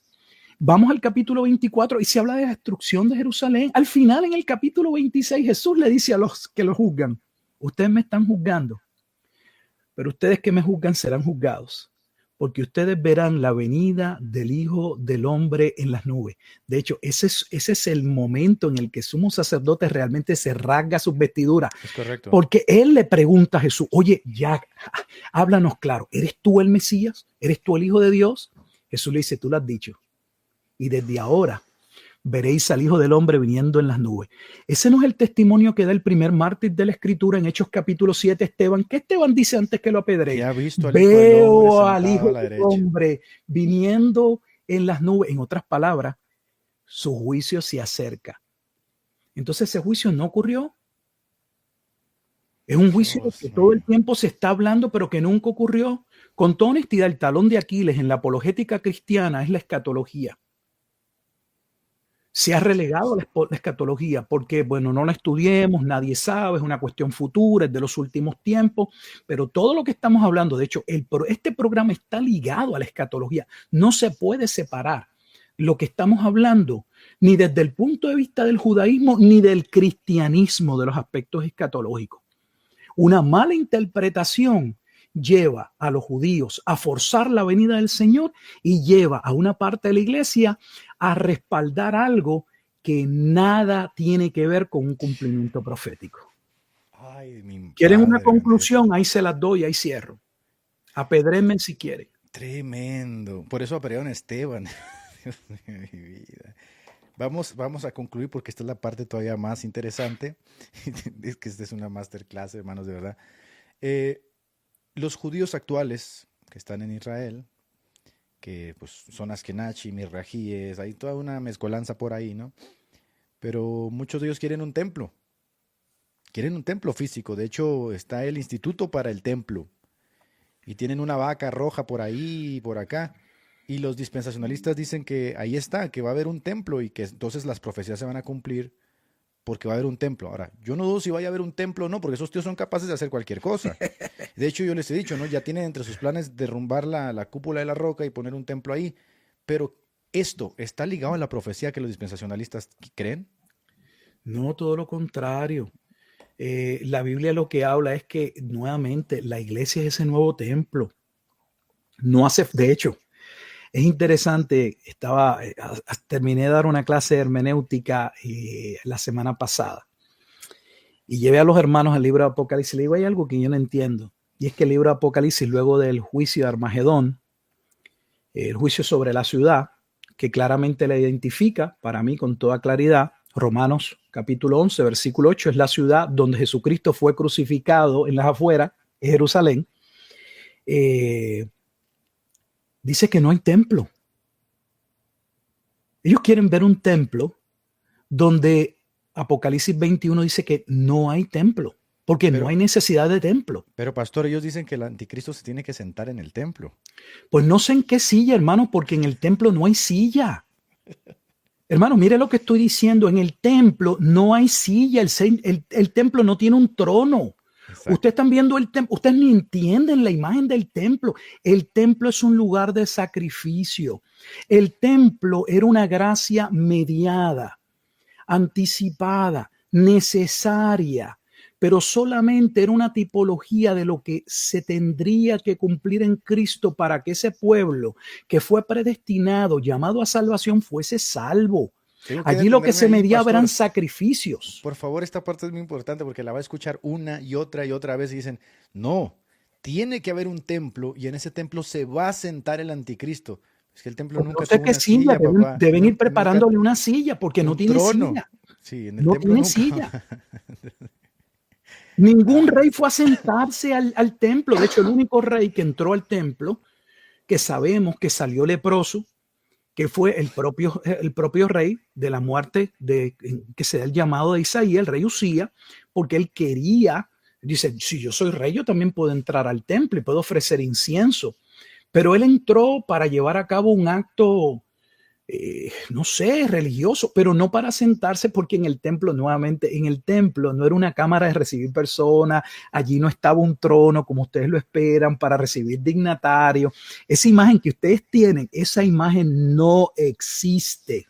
De hecho, todo lo contrario, había un atrio externo o diferentes atrios que representaban exactamente, aquí nadie puede entrar, lo más que puedes acercarte es aquí, un atrio para las mujeres, el atrio de los gentiles. Y había un muro de los gentiles, ¿no? Claro, porque no podían entrar. Entonces, si allí nadie puede entrar, ¿qué tendría sentarse dentro de un templo que no tiene silla? De verdad que... Acá está Jairo. Jairo es dispensacionalista y dice que pues estamos equivocados porque el texto dice que se sentará en el templo de Dios, haciéndose Sí, pasar pero por de Dios. nuevo, porque no es literal lo que está diciendo al sentarse, es que va a tomar primacía, es que va a estar por encima, va a reclamar autoridad. Es que ese es el problema del dispensacionalismo. Es una interpretación donde ellos fuerzan las cosas a que todo tiene que ser de manera literal. Si interpretamos todo de manera literal y obviamos el uso de las figuras lingüísticas, las tipologías o figuras que la escritura establece, vamos a tener problemas. Yo no creo que haya una sola persona que entienda que cuando Jesús dijo que era una puerta, Jesús es una puerta. Que cuando Jesús dijo que era un pedazo de pan, que Jesús es un pedazo de pan. Que cuando Jesús dijo que era agua, que él es agua literalmente, él es H2O. No, eso no es lo que está diciendo. Es una representación. ¿Qué es lo que nos cuesta? O sea, ¿cuál es el problema en entenderlo? No hay silla en el templo, no existe. De hecho, busquen la literatura que crean. Mire, si quieren, le puedo recomendar un libro. El Templo se titula así, está en español. Busquen ese libro. Me parece, es que escrito por un judío, ahora se me va de momento el nombre, si me viene lo digo, y ahí tienen una representación clara y contundente, escrito por un judío, pero cristiano, donde él habla de todos los artículos que debían estar en el templo, que dicho sea de paso, en el templo o en el segundo templo nunca estuvo el arca del pacto. No había arca. No había arca del pacto. Yo hice un video hace poco y mucha gente no sabía que no había arca en el templo. No. Había una piedra. No solo el arca del pacto, sí, solo una piedra. No había el arca del pacto, no estaban las tablas de la ley, no estaba la vara de Aarón, no están todas las cosas que deberían estar, no estaba lo del maná que debía estar, nada estaba. Estaba vacío totalmente. De hecho, esa es una de las razones por las cuales cuando en el 60 y tanto, antes de Cristo, se me va el nombre de este general, que es el que conquista Jerusalén. No, ese es para el 70, yo digo, antes de la era cristiana, es el quien cuando está esta lucha en la Casa Monea. Adriano, ¿quién será? Se me va el nombre, pero él entra y llega a entrar al lugar santísimo y eso fue una de las cosas que él le sorprendió. Antíoco. No, porque ya Antíoco tiene que ver con la rebelión de los griegos. Me refiero, estoy hablando del año 60 y tanto antes de Cristo, la rebelión de los macabeos para el 140 y tanto. Se me ve el nombre, pero él entra, el punto es que él entra no a deshonrar el templo, sino entra al lugar santo, santísimo, al lugar santo y se encuentra que está vacío. Él mismo da testimonio y no podía entender, decía, pero ¿y qué es lo que adoran estos hombres? Alfred Edersheim, ese es el lugar, ese es el libro. De hecho, es un gran escritor, gracias. Qué interesante eso que acaba de decir usted, Pastor Fat. Quiero retomarlo porque los padres perenicenos, Lactancio cuenta algo muy similar, ¿no? Cuando las primeras reuniones que ellos tienen en sus primeras domoiglesias o las primeras construcciones de iglesias, hay una anécdota de Lactancio donde dice que los romanos también entran a una de esas iglesias intentando encontrar, pues como ellos tenían sus templos con sus ídolos, con sus orios, no encuentran nada tampoco, porque a diferencia de esos templos tenían una Biblia nomás. Entonces parece similar a lo que pasó con ese señor que entra al templo también, no dice, y estos tíos que adoran, no hay nada. Sí, imagínate entrar al lugar santísimo, la parte más importante del templo de un pueblo, de una nación, y encontrarse que está vacío. Estos individuos deben ser unos locos, que fue básicamente lo que muchos de ellos lamentablemente concluyeron, y no creo que estaban de todo mal. Pastor, vamos a cerrar este live. La verdad es que yo disfruto mucho cuando viene. Yo siempre digo, es una persona muy ocupada. La verdad es que yo no quiero ser impropio estar molestándolo o algo, pero a nosotros nos encanta que venga por acá. Ya estamos 2100 personas conectadas. Quiero cerrar este live haciéndole una pregunta que obviamente no tiene que empatizar conmigo, yo ya tengo mi respuesta, Sí, pero una pregunta muy personal. sí. ¿Hacia dónde se dirige la institucionalidad cristiana, católica, la cristiandad en su conjunto, catolicismo, protestantismo, institucionalmente hablando? ¿Hacia dónde se dirige con todo esto que estamos viendo, todo este engaño que estamos participando? Wow, es una excelente pregunta. Yo lamentablemente, hermano, no puedo ser categórico, solo puedo dar mi opinión. No puedo citar la escritura para esto, pero creo que hemos sido infiltrados en tanto el catolicismo romano como las iglesias evangélicas normales. Y dentro de mi visión de Apocalipsis, donde yo entiendo que hay una parte del juicio que correspondía a Jerusalén y sucedió, pero hay otra parte que no ha sucedido, que es la que nunca se habla. La parte más importante para mí dentro de mi entendimiento del libro Apocalipsis es lo que va a suceder o lo que sucede cuando llegue el tiempo de Gog y Magog. Y Gog y Magog, lo que me refiero para que entiendan, es el tiempo en el que luego que el diablo es limitado o apresado, si lo quiere ver en el lenguaje, por un tiempo, se le permite nuevamente llevar a cabo su última fechoría, si se quiere, su último engaño, dice la Escritura, y claramente allí se establece que llega a engañar, confedera una serie de naciones, pero ese último ataque es contra la iglesia. Si ese ataque contra la iglesia tiene que ver con un engaño en el que parte de esa iglesia cae, de la cual al final cuando va a su último ataque es librada por Dios, yo no lo sé. Pero yo veo un engaño, lo veo claramente. Hay libros en los seminarios. Yo he pasado, hermano, por 5 seminarios, no porque he estado cambiando, sino porque en Puerto Rico los seminarios venían y lamentablemente como venían al tiempo se iban. Y entonces completaba algún grado académico y al tiempo llegaba otro seminario, se instituía, completaba un grado académico, se iba y por eso pasé por diferentes instituciones. Y hay libros hoy que yo puedo hablarles que yo nunca escuché en el seminario y que casi no se permiten hablar de ellos en el seminario, porque libros importantísimos. Voy a dar solamente uno. Sí. Casi nadie conoce la obra de Eusebio de Cesarea, La prueba del Evangelio. ¿Sabían ustedes que la obra más importante de discipulado y de apologética de la iglesia la escribe el padre de la historia de la iglesia de los primeros 300 años de historia eclesiástica, Eusebio de Cesarea? La gente solo sabe de historia eclesiástica. De la historia eclesiástica, sí. Pero nada saben de 15 tomos, de los cuales solo se preservan hoy 10 y un extracto del número 15, La prueba del Evangelio. Es una joya magistral. De hecho, en esa joya, por mencionar solo un libro del cual muchos no quieren hablar, se establece que la profecía de las 70 semanas se había cumplido totalmente bajo Vespasiano. Dios mío, mi vida. Cuando tenemos un sinnúmero de doctores académicos que dicen que nunca en los primeros siglos se creyó nada de eso, que eso fue un invento posteriormente. Puedo seguir citando otras sobre, hermanos, no crean todo lo que ustedes escuchan. Hermano, esperemos que para muchos no haya sido doloroso este live, porque ciertamente cuando uno empieza a interactuar con cosas con las que no está acostumbrado, entra ese sesgo cognitivo, esa resaca, ¿no? Ese malestar de decir, uy, pero entonces, ¿qué? Y quedan como a la deriva, ¿no? ¿Y ahora qué creo? ¿Y ahora para dónde me hago? ¿Y ahora qué hago?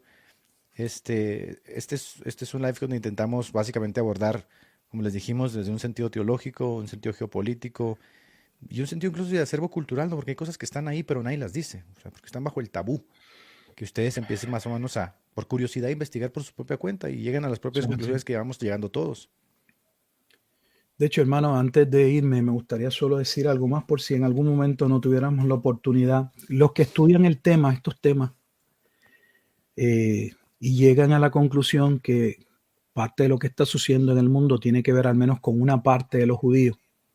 Uno de los libros que es muy conocido, esto no es un libro que voy a presentar que es oculto, es este libro, Las 13 tribus. Este es uno de los libros que trata de decirle a los que ¿De dónde consigue usted esos tremendos librazos, hermano? ¿De dónde los consigue? Hermano, mi parte de lo que está atrás no son libros de teología. son libros sobre los judíos. Yo he dedicado mucho tiempo a estudiar. Pero el punto es que este libro, tengo varias copias, este libro es el libro que sale para decir que no son los judíos los que están hoy, sino personas que se hacen pasar por judíos. Y esta es la teoría casariana, que estoy seguro que ustedes conocen, no voy a entrar en ella. Solo quiero decirles que esa teoría es una mentira. Yo casi nunca he escuchado a nadie que la desmienta. Yo la desmentí antier, es falsa. Ah, qué bueno, me alegro. Yo la desmentí. Este autor que voy a presentar, Michael Scannell, él es el biógrafo autorizado de Kostler. Y él, en esta biografía, que no es pequeña, es un libro grueso, establece que Kostler, que era un historiador en cierto sentido judío reputado, con cierta reputación, escribe este libro a sabiendas de que lo que estaba escribiendo era falso, no tenía evidencia sólida, pero era necesario para apuntar hacia otro lugar. En otras palabras, que lo que estamos diciendo es que hay un reconocimiento de que los judíos sí están detrás de lo que está pasando y que algunos de ellos, sabiendo que esto ha creado un gran antisemitismo, este autor, este historiador judío, trató de desviar la atención y colocar entonces el peso en la teoría casariana. En la Házara. Claro, para entonces decir que, bueno, pues esto fue algo que pasó en el siglo VIII y lo forzaron a judaizarse y luego emigraron a Europa y bla, bla, bla, bla, bla. Todo eso que usted va a escuchar, que es la mayoría de lo que le va a ver, es pura mentira. Para tratar de maquillar lo que realmente está sucediendo. Claro, porque ciertamente reconocen que sí. O sea, hay semitas que se mezclan en el año 1000, en el Rin, con la diáspora, con la Europa del Este, que son la mayoría de los que vemos hoy en Israel. Es verdad eso. Pero no tiene que ver con una conversión en masa que se dio con los turcos, que es la teoría que manejan, la teoría Házara. Estoy entendiendo bien, ¿verdad? Sí, sí. La teoría Házara. Sí, la teoría Házara se pone en la mesa como para tratar de quitar la atención de la realidad de lo que está sucediendo con el Estado de Israel. Eso es lo que está sucediendo. Perfecto. Eso es así. Eso es así. Hermano Rufat, de verdad siempre es un placer tenerlo aquí en el canal. De verdad que yo oro por usted para que Dios le dé mucha, mucha valentía y sé que se juega el cuello, ¿no? Y la reputación. Hay personas que tristemente lo van a escrachar después de este video. Yo le pedí disculpas anticipadas. No, es una bendición, hermano. Usted me ha dado la bendición. ¿Sabe qué bendición me ha dado? Mateo 5. Bienaventurados cuando difamen y digan. Y yo les soy honesto, tristemente, ¿sabe de quién yo recibo las mayores difamaciones? No de personas no cristianas. ¿Qué es lo triste?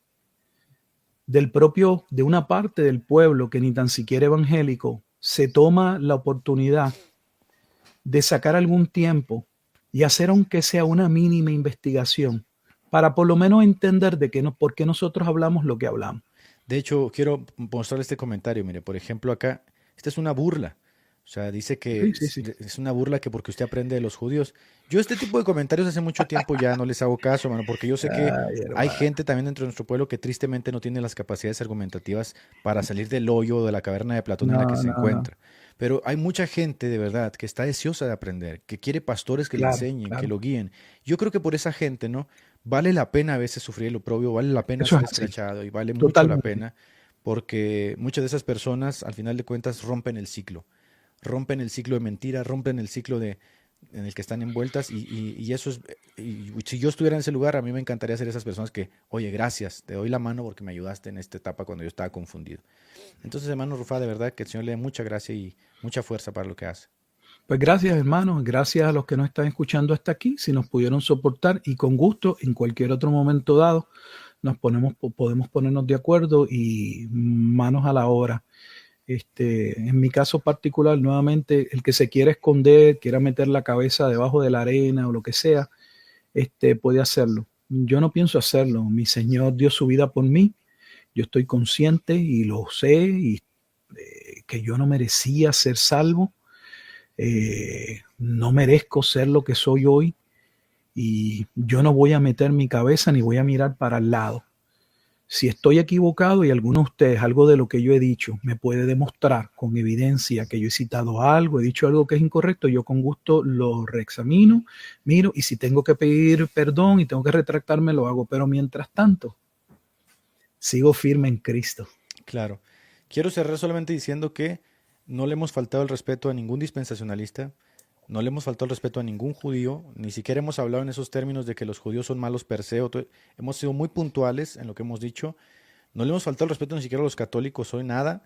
Solamente hemos traído datos con los cuales ustedes pueden interactuar, y si ustedes quieren hacer un video o respuesta están totalmente en su derecho, pero también hay que entender que yo les dije la vez pasada a mis hermanos, les dije, en este mundo no cabemos todos, y lamentablemente este gran engaño ha hecho que muchos cristianos tampoco quepamos, ¿no? Y vamos a seguir siendo escrachados de antisemitas, y si por la soberanía de Dios se dispone, muchos vamos a ser perseguidos. Eso tiene que ser así, ¿no? Pues adelante en el Señor, hermano. Gracias. Un abrazo a usted y a su familia, hermano. Descanse y que esté muy bien, y muchas gracias por haber estado por acá. Saludos a la audiencia. Bendiciones. Bueno, mis hermanos, ahí estuvo el pastor Rufat. Hermano Rufat, siempre les soy sincero. Les voy a decir algo muy sincero. Es una de las personas que yo más admiro, ¿no? No solamente lo admiro porque sé que es una persona muy docta, y te juntas con él y vas a aprender. O sea, es una persona muy inteligente, y ya pudieron ver ustedes que es una biblioteca andando. Me siento muy orgulloso que forme parte de nuestro pueblo, pero lo que más admiro, de verdad se los digo de todo corazón, lo que más admiro del pastor Rufat es que él ya tiene una vida consolidada. O sea, él tiene un doctorado, él tiene una reputación ya hecha, y yo sé que cuando él toca estos temas, él se expone a que su reputación sea pisoteada, y no tiene necesidad. Yo creo que cualquier persona sabia, ¿no?, y convencionalista, buscando ese donaire y ese trato bien de los demás, simplemente omitiría todos estos temas y diría, me la voy a llevar bien, me quedan unos pocos años de vida, voy a sacarle provecho a mis estudios.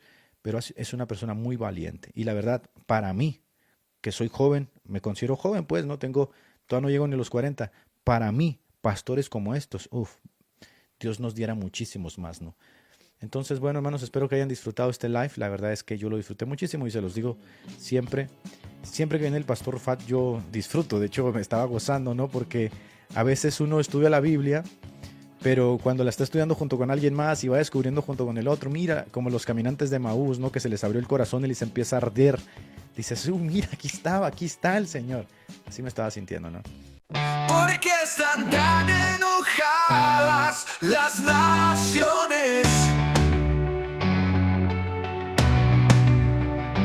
Porque pierden el tiempo en planes inútiles. Los reyes de la tierra se preparan para la batalla. Los gobernantes conspiran juntos en contra del Señor y en contra de su ungido. Tomamos las cadenas, gritan, liberémonos de ser esclavos de Dios. Pero el que gobierna en el cielo se ríe, el Señor se burla de ellos. Pero el que gobierna en el cielo se ríe, el Señor se burla de ellos. Después nos reprende con enojo, nos aterroriza con su intensa furia. Pues el Señor declara: he puesto a mi rey elegido en el trono de Jerusalén, en mi monte santo. Pero el que gobierna en el cielo se ríe, el Señor se burla de ellos. Pero el que gobierna en el cielo se ríe, el Señor se burla de ellos.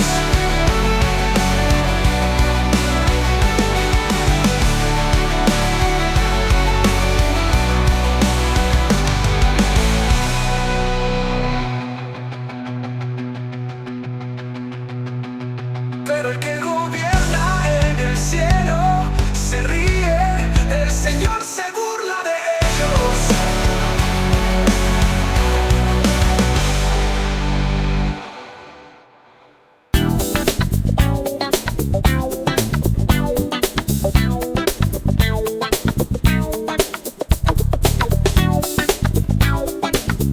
Gracias por escucharnos. Te pedimos que puedas suscribirte y dejarnos tu like para seguir transmitiendo actualidad y palabra de Dios.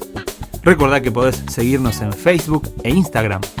Te invitamos, Dios mediante, a escuchar nuestro próximo episodio. Que Dios te bendiga.